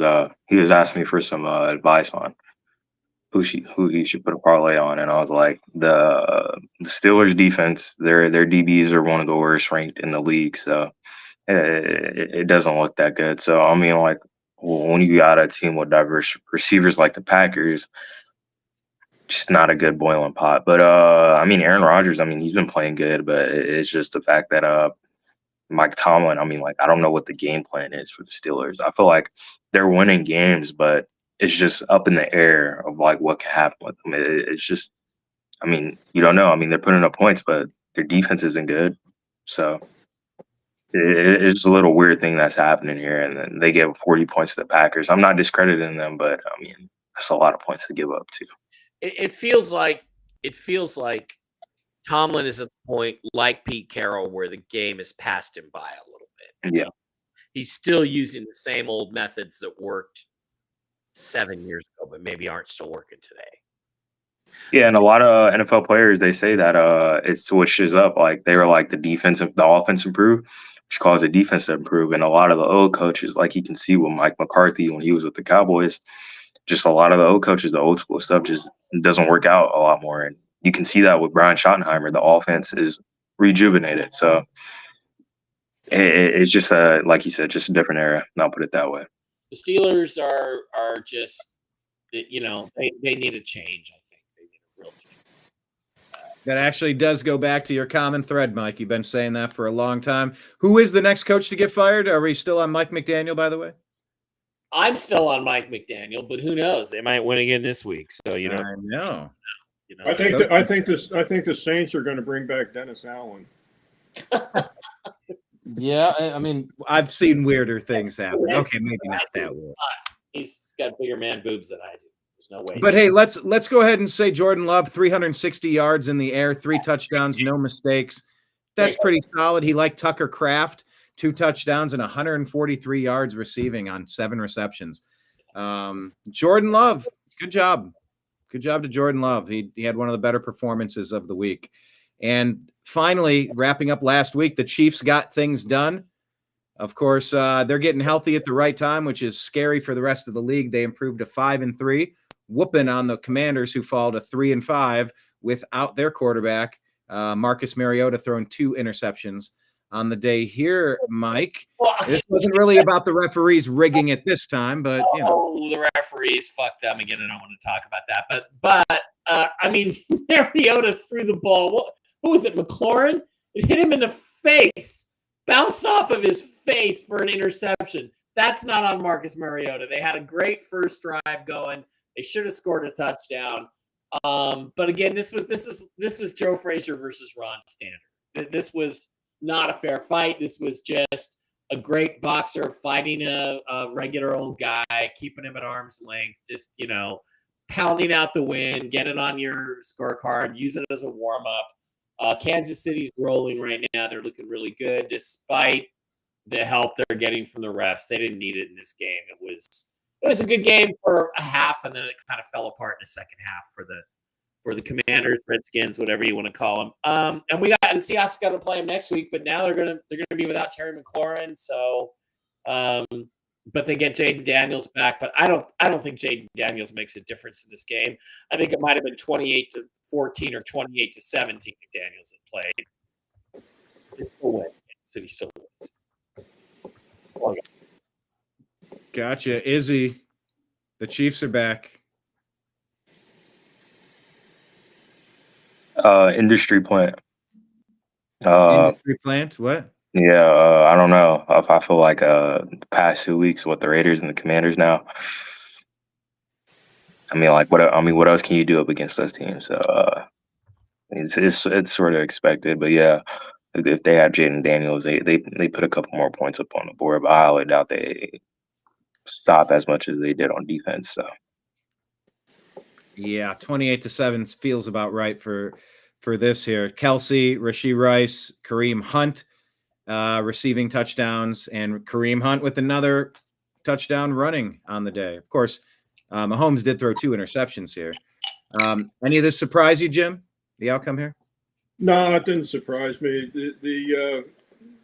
The glaring aspect of this game, though, the Chiefs were a 12.5-point favorite, which is, 3 weeks ago you would have never thought that this was going to happen, during the season again. But they are again appear to be extremely strong. Mike is correct. Terry McLaurin is out this week. And going into this game, the Redskins, the last 7 games were 1-6 against the spread on road games. They are now 1-7 against the spread in road games. So I didn't play this game. I don't think Mike played it either, as far as putting money on it. 12.5 is just too many points. But, Chiefs covered and won the game. They sure did, and they are back. And they're back, back in the saddle of things. I wish they were doing a little more poorly than they are. But it is what it is, and the NFL gets their cash cow, I suppose. Yeah, all right, they're back, Brian. You know what that means, right? Playoffs. You kidding me? Playoffs. I just hope we can win a game. Exactly. Well, that's what it's like being a Cleveland Browns fan. I just hope we can win a game while some franchises are looking forward for the playoffs. Let's go ahead and take a look forward here with Jim's picks of the week. This is his betting trends. You can follow him on X. Mike and I are going to start a burner account for Jim. We got to get that figured out real quick. I can run it. You can run it, whoever. But we need to get him. We got to tag him. Jim knows it all. Jim's Mitchell betting trends with Jim. I don't know, locks of the week, whatever we want to call it. But it's out here. You can check it out. It's on X at TNAM Football, at seahawkboymikeb, and Mike Bara 333, and the Unhappy Hour _ of course. Follow us all on Twitter X. So, Jim, you got this starting off with tonight's game, Ravens at Dolphins, huh? Walk us through it. Ravens at Dolphins. This game is Ravens are favored by 7.5. This game opened at 7.5. It is still 7.5 as of this afternoon at Boyd Sports. Weather in Miami is going to be 80 degrees and partly cloudy at game time. The Ravens are 2-5 against the spread this season. Lamar Jackson, he's slated to play. He is 25-11 straight up. He is 8-11 as a favorite of 7 points or more, though. Favorites of 4 points or more this year are 42-15-1 straight up. That's a pretty good number. Tua is 3-13 straight up as a dog. Tua is 2-9 straight up. The Dolphins are 2-4 against the spread at home, and they are 11-23 against the spread as a dog. If I were to play this game, I hate that hook on the 7. If I were to play this game, I'd probably roll it over on a money line bet. Yeah. Any opinions, anybody? No? Soaking it up. Next game. No. Go ahead, Mike. No, I was just gonna say I would tell you what I'm thinking, like, when I make my picks, but I mean Ravens are gonna win this game.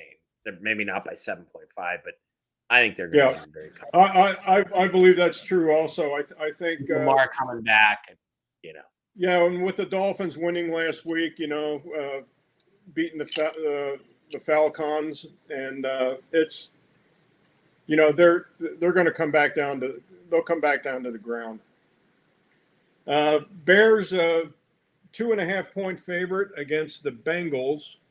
Do you have any information on Flacco? Is he playing this game, Brian? I'll double check that for you. Okay. This game opened at 2.5. It was bet up to 3 in favor of Chicago, and it went back to 2.5 this afternoon.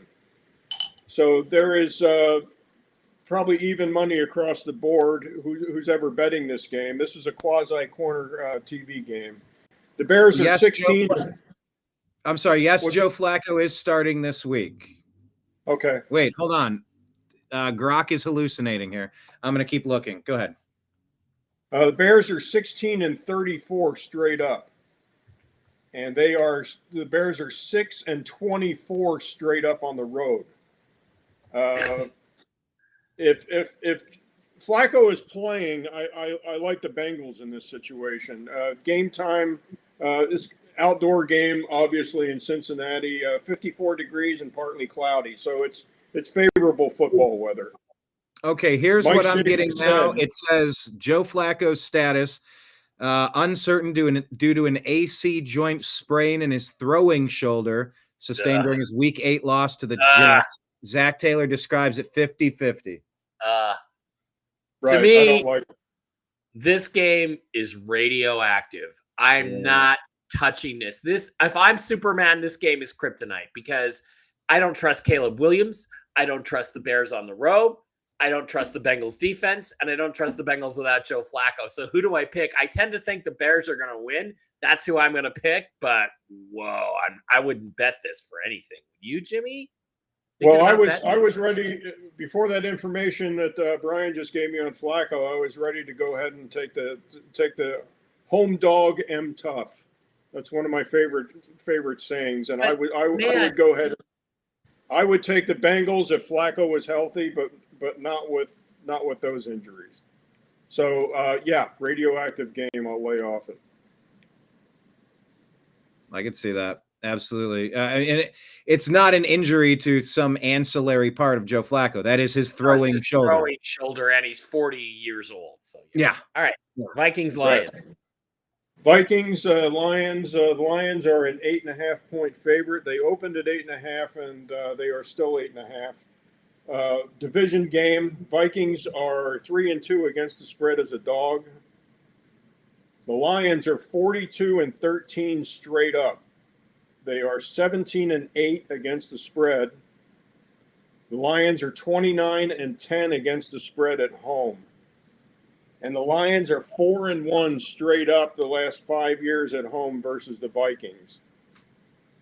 Jared Goff is 39-13 against the spread when playing indoors.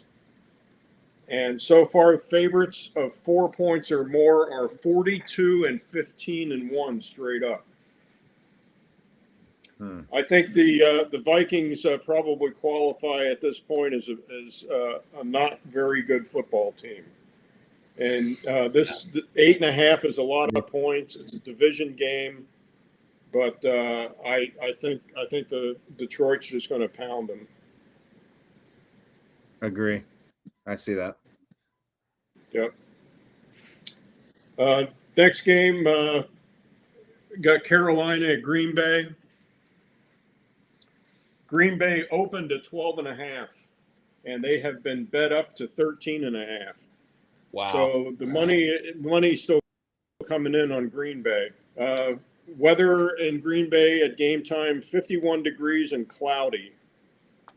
The Panthers are just a miserable road team. They're 3-17-1 straight up on the road. They are 6-11 against the spread on the road. The Packers are 11-5-1 straight up when favored by 4 points or more. And as we discussed in the last game, favorites at 4 points or more are 42-15-1 straight up.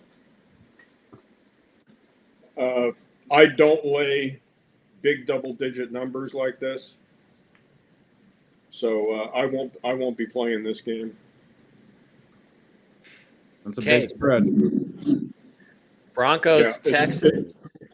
Broncos, Texans. Broncos are a 1.5-point dog in this game. This game opened at 1.5 Texans, and it is still 1.5. The Broncos are 8-24 straight up on the road.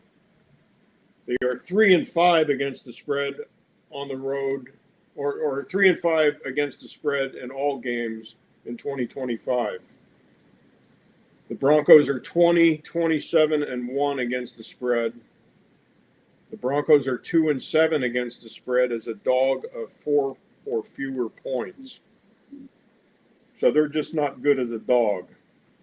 The Broncos are 8 and 1 straight up and 7 and 2 against the spread versus a team with a losing record. So that's kind of contradictory. The Texans are 8 and 4 straight up at home, but they are 1 and 4 straight up and against the spread versus teams with winning records. Teams that play Santa Clara the week before are 19 and 34 straight up the week after. So that's a pretty big number. And the Texans did play Santa Clara last week, but they beat them.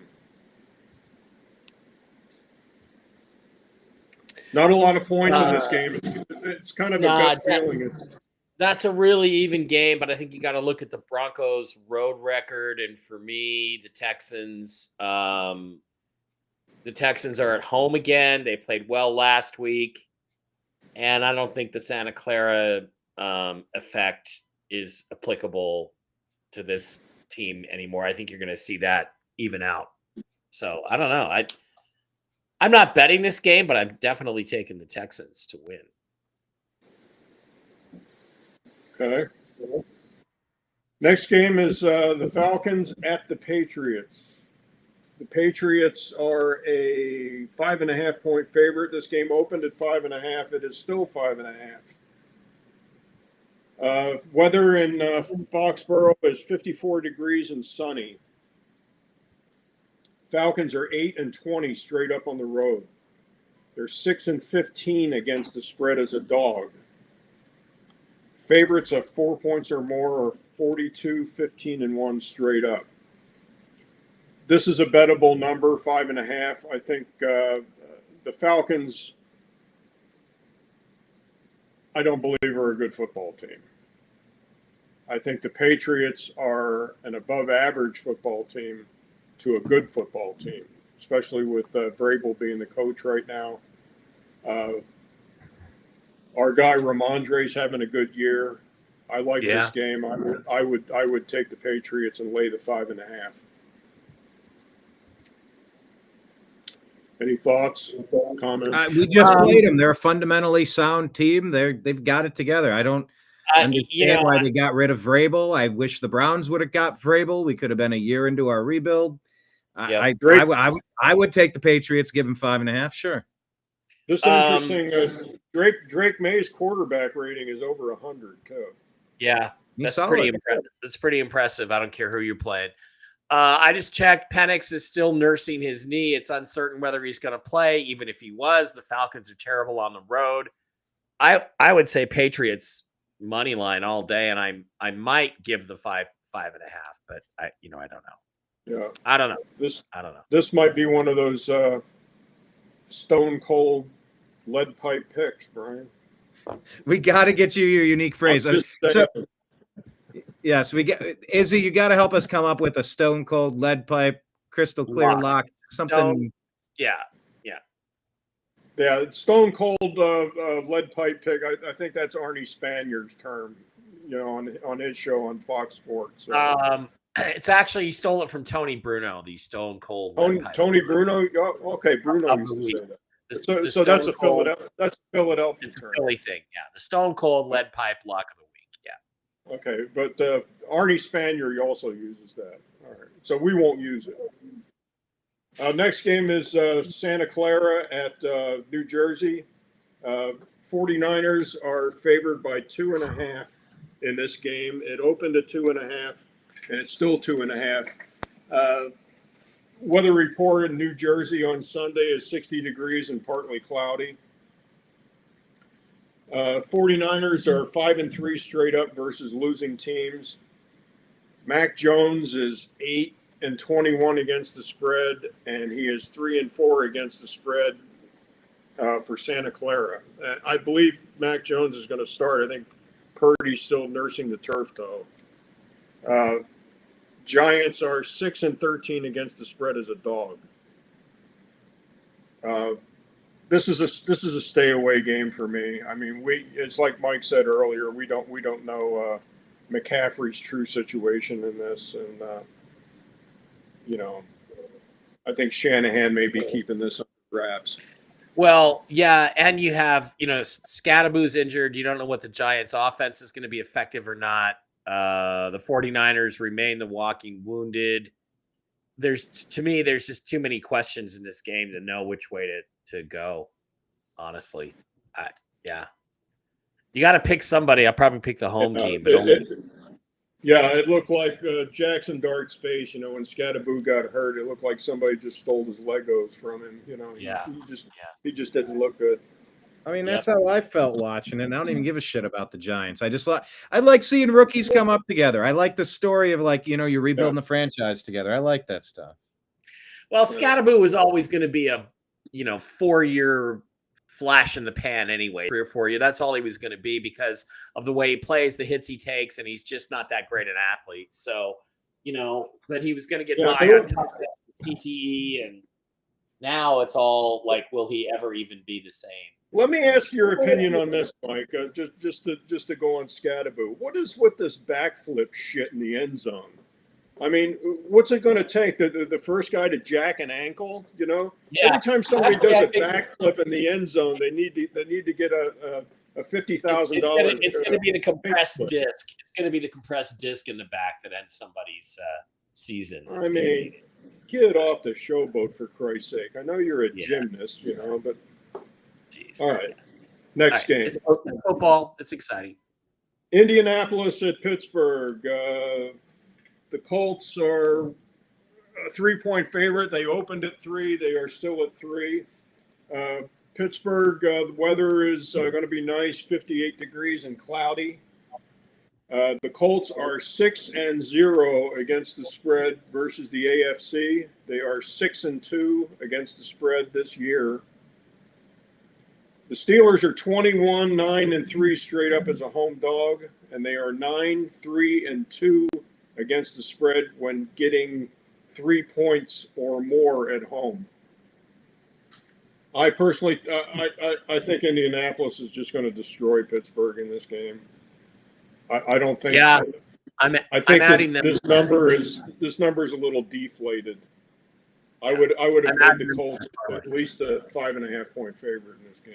Yeah, definitely adding the Colts to my 4 or 5 team parlay this week for sure. Right. Next game, San Diego at the Titans. San Diego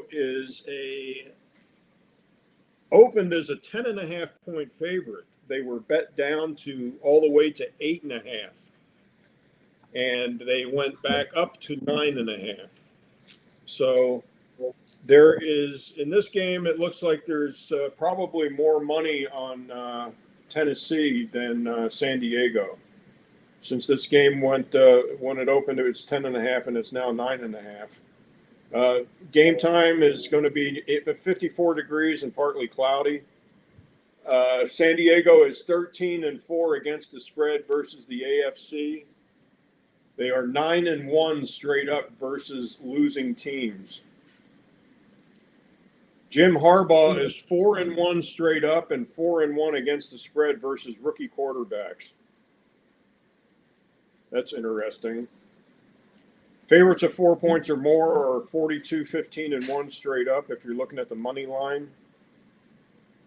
The Titans are 4-21 against the spread, and they are 0-11 against the spread at home. 9.5 is a big number. I see Brian stroking his beard. He's thinking about making pondering. I'm Rodin. I'm the thinking man. I'm the thinker. I think this number is probably correct. The number is accurate. I think the Chargers cover here, but I'm not real crazy about laying 9.5.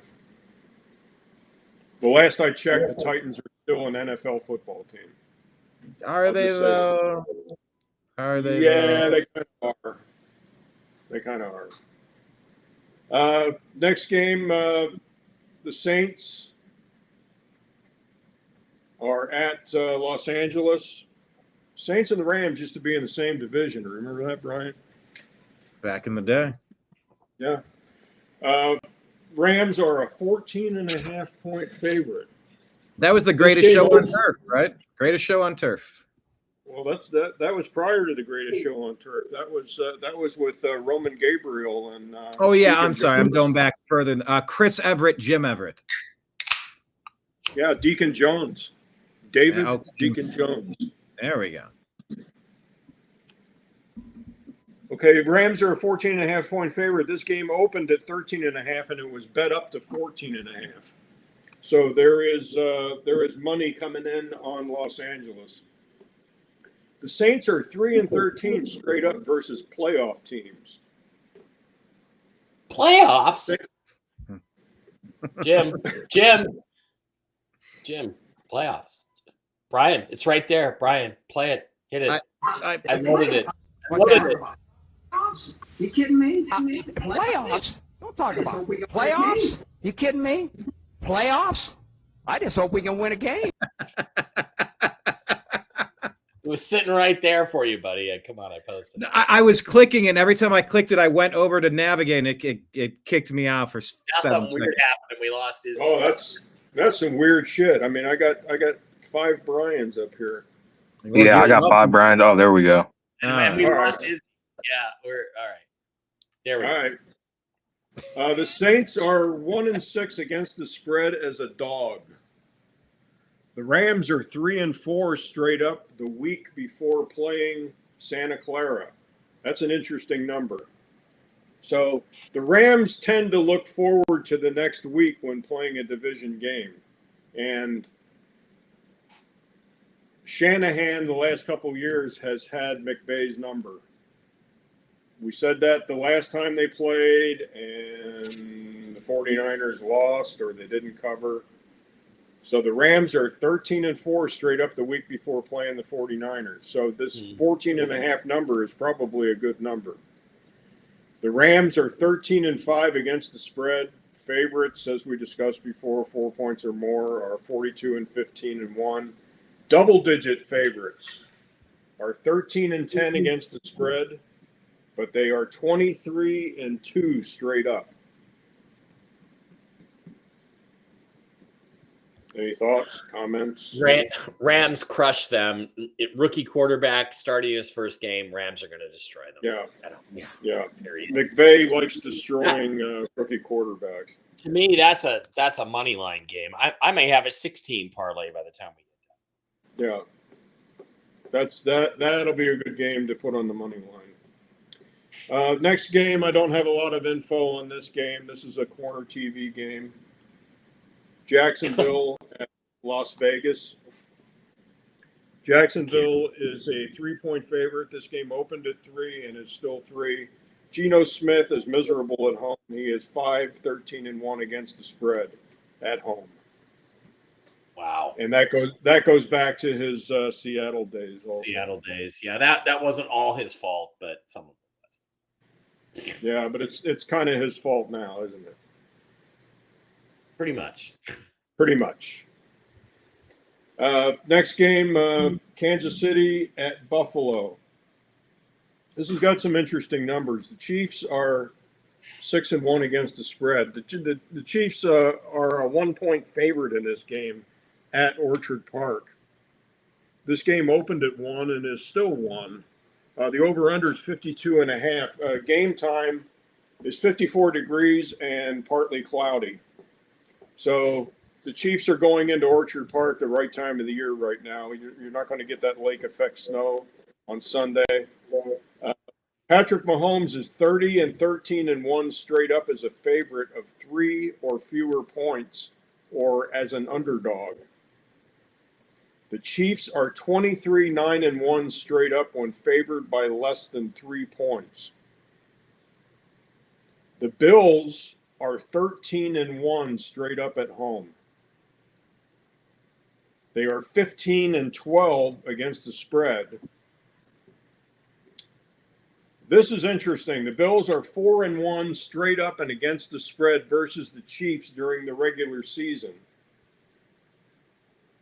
But obviously, statistical reasons, I don't have this on here. But the Bills, just for information only for the future, the Bills are 0-4 straight up and against the spread versus the Chiefs in the playoffs.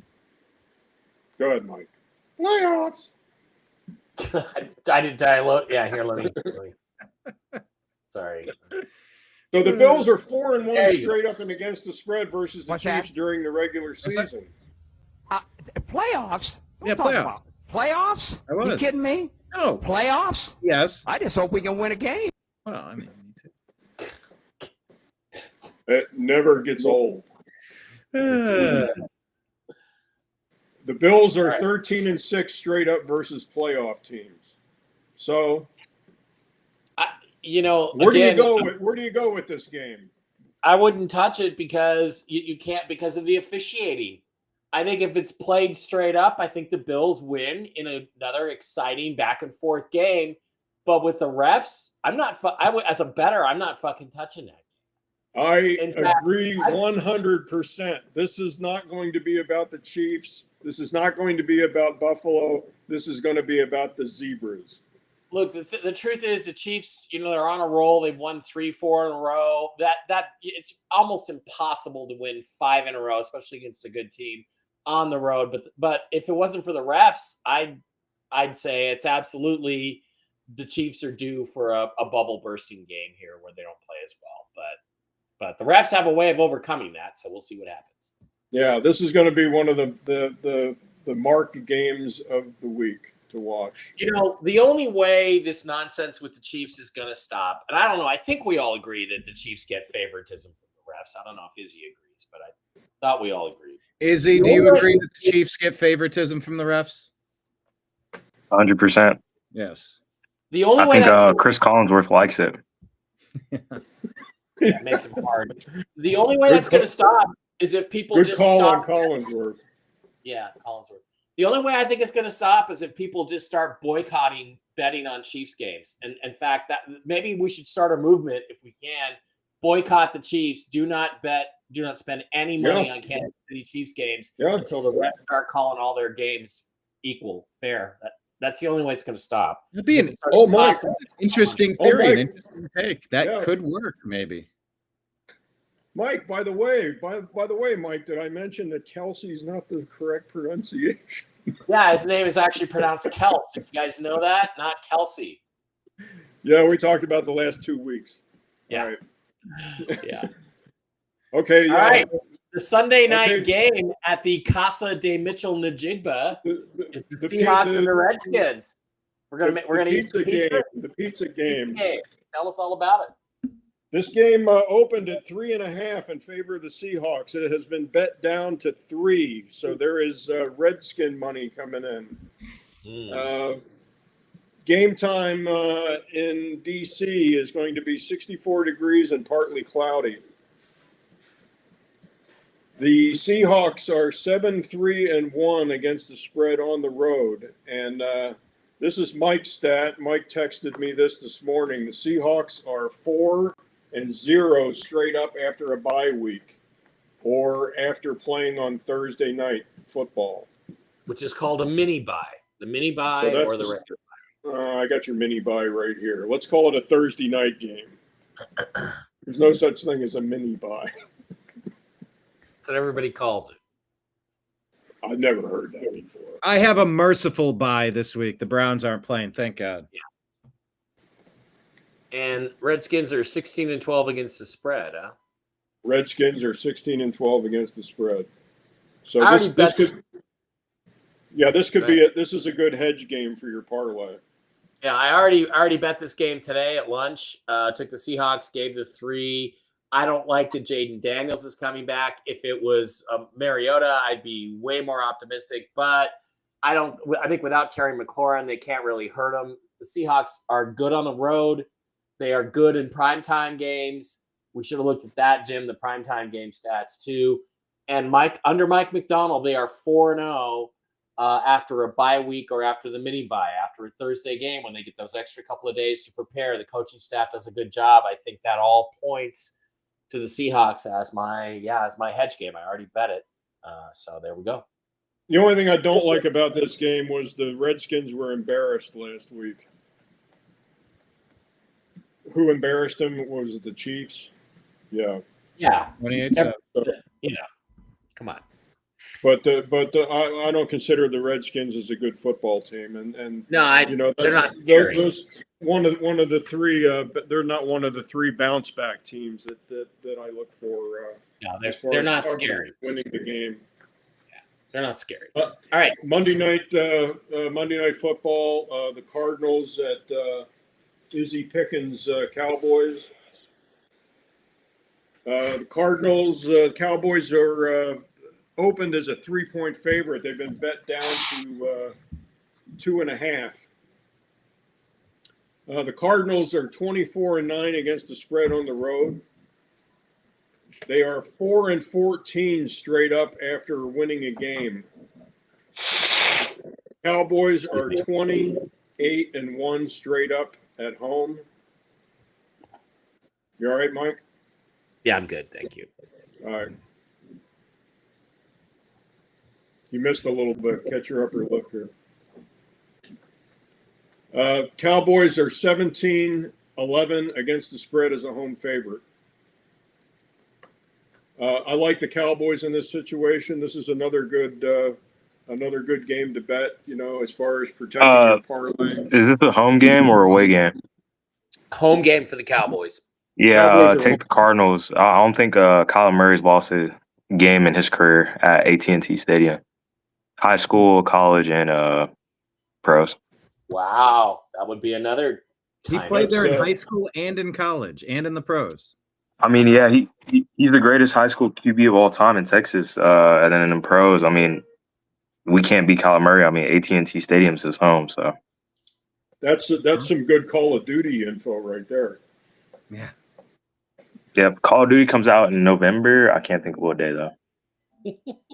Definitely bet against the Cardinals the week after that, but yeah.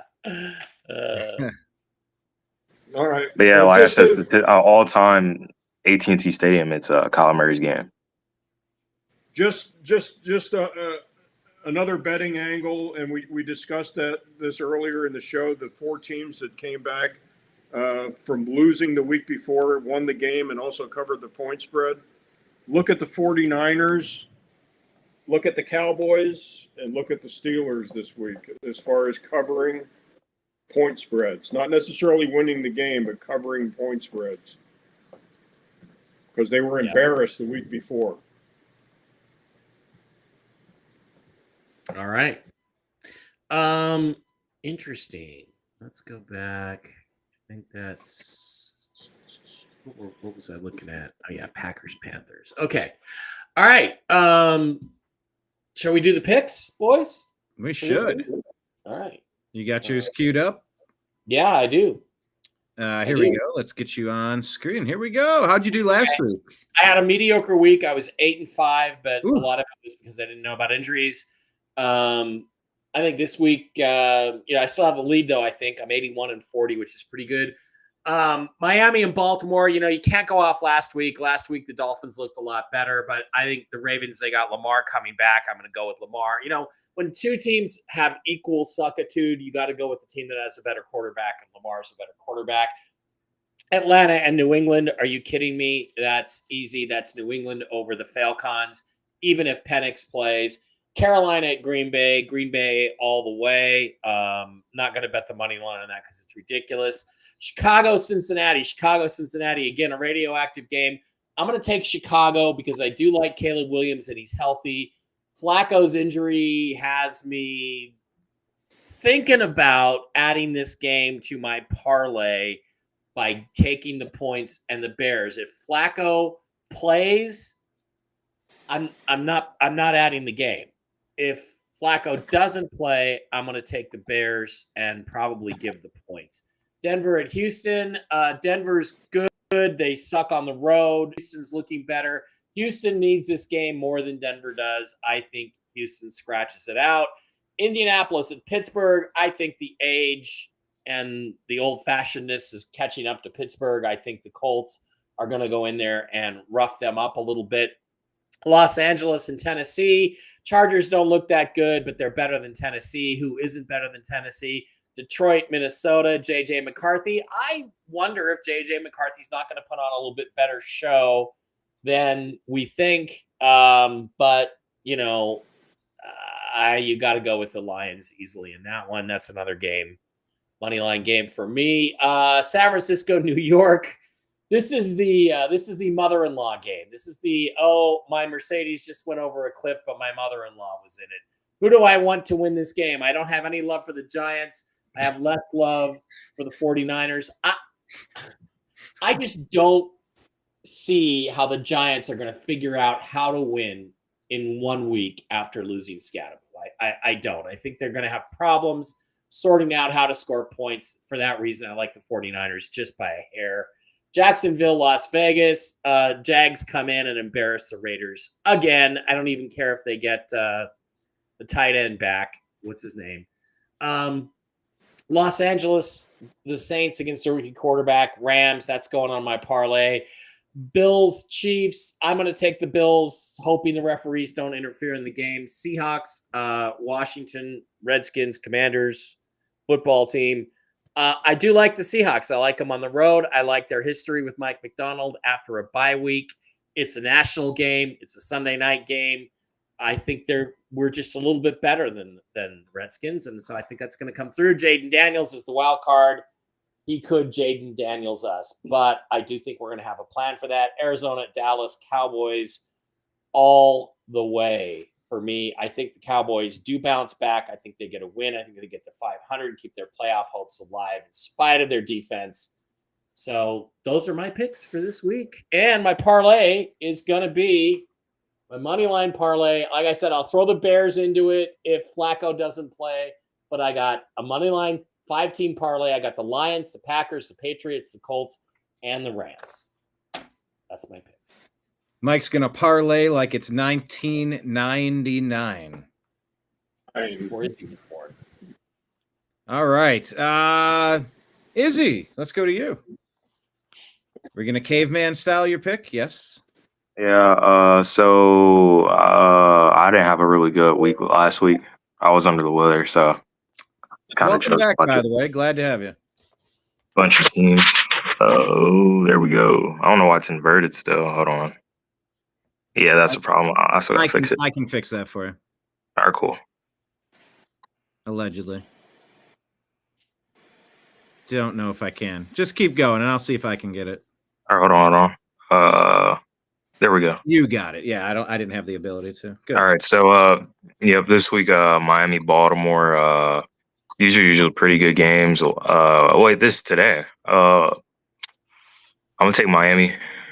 Let's see how that works out with Lamar coming back. Atlanta and the Patriots. I'm gonna take the Patriots. I'm tired of taking Atlanta.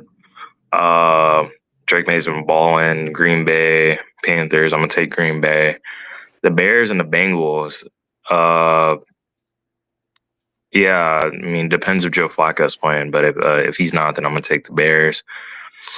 Pittsburgh Colts, you already know I'm taking. Broncos and Texans. I know that the game favors the Texans, but I'm gonna take the Broncos. They're kind of right in a hot hand. Same thing as the Texans, but the PS2, Nico. I'm gonna take the Broncos. Chargers, Titans. I'm gonna take the Chargers. Vikings, Lions, Detroit, San Francisco, New York, San Fran. As much as I hate to say it, Jacksonville, Las Vegas. I don't see Las Vegas winning. Kansas and Buffalo, that's a really good game. I'm gonna take Buffalo as long as the refs don't screw with them. Yeah. The Rams and Saints, I'm gonna take the Rams. Seahawks and Commanders, I'm gonna take the Seahawks, and I'm gonna take the Cardinals. First time I'm not choosing Cowboys. I mean, stats just show it. Kyle Murray balls out at AT&T. He's 3-0, state champion in high school at AT&T Stadium, 2-0. In college and 2-0 in the NFL. So these are my picks for the weeks. You got your First reasons. time I'm thinking. Yeah. Got your reasons. We'll see. Okay. Jim. Let's go to Jim. Okay, I'm gonna try to get away from the caveman here. I'm going to try to do the screen share. Here we go. Fingers All right, crossed. Brian, be ready. Be ready, Brian. Okay, I'm doing the same thing. Looking okay. I'm ready. I'm in the right spot this time. Allegedly. Okay, I got my screen up. Did it come up? No. It'll go bloop. No. I'll hear a noise. You'll need to share it. Let me. Okay, I'm clicking on the screen share. There it is. Allow share screen. Yes. I have. Come on, guys. The game's almost on. Let's wrap this up. Let's go. Let's go. I have hopes. You have it up? No, I don't. I didn't see you click one. I'll take Jim away and then put Jim back. Yeah, it should be the third button. It should be mute, disable camera, and then the third one would be the screen. Yeah, hit screen share, and then did you try window or entire screen? Try entire screen. Okay, I hit screen share. I got allow to share window or allow to share screen. Hit share screen. Okay, there you go. And then, Brian, you seeing anything come up? I do not. Did you? Okay, nothing. No. No, I do not. Unfortunately. Right. We're going to go caveman here. All right, where you go, caveman? Last week I was respectable. I was 9-4. Further. Who's in the lead now? By the way, Brian. Mike, you are right. I think I'm 81-40. I think I have the lead right now. Okay, I'm 77-44, so I'm barking at your heels. You're close. All right, tonight's game, I got Baltimore to destroy the Dolphins. The Patriots will destroy the Falcons. I got Green Bay beating Carolina. I got the Bengals taking care of the Bears.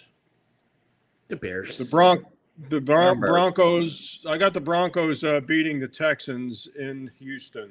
I'll go ahead and take the Broncos.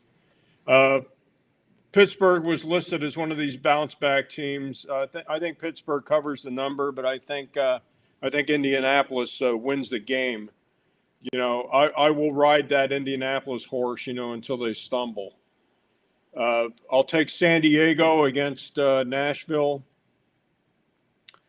I will take Detroit division game against Minnesota. I agree with Mike. I don't like either one of these teams. I dislike Santa Clara more, but I will take Santa Clara to beat the New Jersey Giants. I agree with Mike. The Jaguars will destroy the Raiders. And I think that's you were talking about Brock Bowers, right, Mike? He's still Brock Bowers. Yeah, they get him back, but is that going to make enough of a difference? I don't know. No. Gino's got a miserable record at home. Yeah. I will take. I'll take the Rams all day against the Saints. I'll take Buffalo regular season record against Kansas City. I think Kansas City drops a game, and Buffalo will go 6-2. I will, of course, this is rhetorical. We'll go ahead and take Seattle against the Redskins. And I like Izzy Pickens' team against Kyler Call of Duty Murray. Yeah, it's going to be interesting to see if your theory on Kyler playing in that stadium works out. That's going to be really interesting. I mean, our defense has been atrocious, so I mean, I'm just riding it. Yeah, so I like to change one of my picks. I'm gonna choose the Redskins to beat the Seahawks. First week I'm going against the Seahawks. Oh wow! Jaden Daniels is playing, so I'm switching it up. Wow. I'm sorry, this first time I'm not choosing the Seahawks. Wow, we went with you on the Cowboys, and we don't need you, okay? We don't need you. Izzy goes turncoat on the Seahawks. Well, I mean, look, Daniels could come up with some innovative plays out of nothing that could win the game. Just don't know. No. Probably not. No. But, No, without I like this. I like the Seahawks by 7 in this game.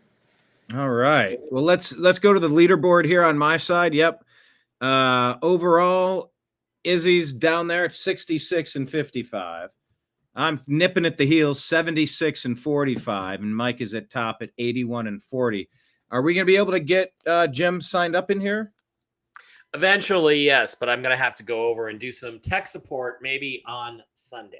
Perfect. All right. Well, then let's go to the pick games last week. I was 8 and 5. Yeah, fair to Midland. It was okay. Could have done better, but on to week 9. Here we go. I'm taking Baltimore over Miami. I could regret this pick. Two win teams. Somebody's got to win. We'll see. I think New England's got this over Atlanta, but Atlanta's like weird scary. They have talented offensive playmakers. I just don't know if they can put it together. New England's just well coached. They're going to take them down. Green Bay should take care of the Panthers. Chicago over Cincy. I just don't like Flacco being 50-50, so I'm going to call this the Bears. Denver at Houston. I'm going to pick Houston, but I would not be surprised if Denver, the 6-win Denver team, wins this one, even on the road. I'm going to take Indianapolis over Pittsburgh. They are just a well-rounded team that's firing on all cylinders, that's for sure. Chargers over Tennessee should be pretty straightforward. So should Detroit over Minnesota. So should Frisco over New York. So should Jacksonville over Vegas. So should the Rams over the Saints. KC Buffalo. I'll get back to that. I'm going to pick Seattle over Washington. I'm going to take, oh boy. You almost want me to talk. You almost want to talk me into this one with Kyler. So I'll go ahead. I'll pick the Cardinals. Why not? No, why not? Because I think the Cowboys are a better team. I'm going to pick Dallas in this one, and then I'll pick Buffalo to beat Kansas City. Those are my picks. All right. Well, we're just about ready for kickoff on Thursday night. I think we all take Baltimore to win tonight? We all did, right? No, Izzy, you took No. Yeah, I'll take Miami. No. Okay, so you went the contrarian there. By the way, next time we talk, we're gonna maybe have a World Series champion. Not to bore Jim to snoozes, but any thoughts on who's gonna win this? The Blue Jays are up 3-2. If the Dodgers let the Canadians win, I don't know what to say. I don't know what to say. It's funny. It seems like the Dodgers. It seems like that 18-inning game took more out of them than it did out of the Blue Jays. Their pitching has struggled since then, and their offense has been awful. So our offense has been atrocious. So Dodgers definitely have the better team, but the Mariners were better than the Blue Jays too, and they still found a way to lose to them. So sometimes shit just happens, Yeah, so and Bieber. Shane Bieber's a legit pitcher, by the way. The Blue Jays are just one of those teams that are they're just hot. They get hot when it matters. So. Look, I'm going to tell you something else. They are stealing signals. In several games they have stolen signals. They absolutely have stolen the pitching signals. They've known what pitches were coming. I've been thinking. I didn't want to say it, but I've been thinking that because I'm just like our pitchers have been blowing past all the teams, and it's just like. And how you can tell, here's how you can tell. There's a couple ways you can tell, which I think is really interesting. Number one, if you remember, the Mariners hit that one guy, the guy from one of the principal or whatever his name is, the guy from the Astros. They beamed him deliberately, right? Because they knew he was stealing their signals during that series. Was that Jose Altuve? No. But that was part of it. He was part of the Houston Astros. Now he's on the Blue Jays. Or stealing scandal, right? Yeah. And the Dodgers hit him too in game 1 or game 2. They hit him also because they also knew he was doing the same thing. If he knows how to do it, the other players know how to do it. And the other reason is that the Blue Jays rallies seem to be the second time through the lineup. Now, the other day they had a couple of home runs, first 2 pitches of the game, which again is pretty sus. Like they knew which 2 pitches they were going to start with, but it's because what they do is they go through the first round and they're like, okay, when he does this, what's he throw? Fastball. When he does this, what's he throw? An off-speed pitch. So they figure it out, steal the signals, which every team can steal the signals, but it's almost like a gentleman's agreement. You're not supposed to.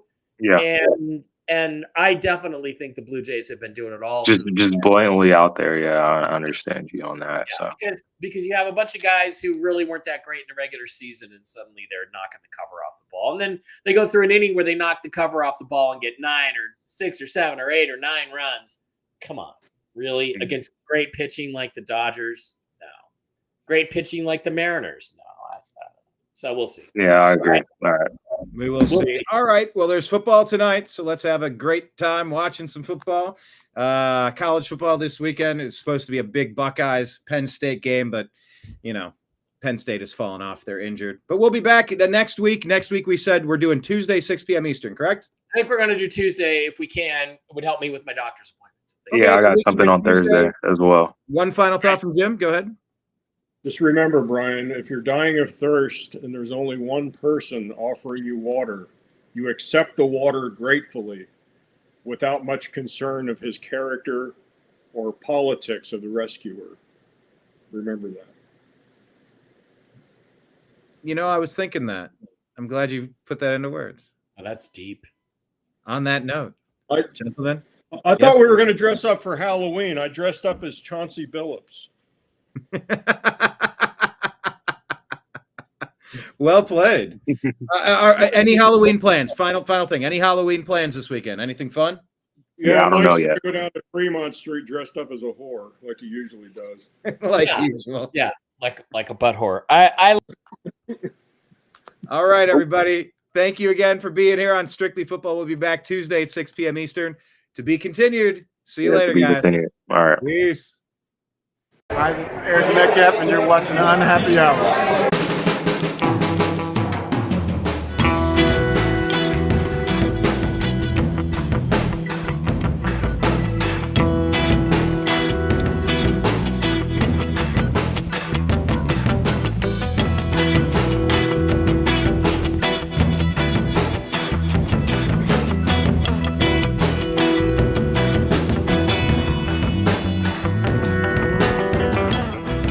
The New American Media is proud to present a division of the Unhappy Hour sports show, Strictly Football.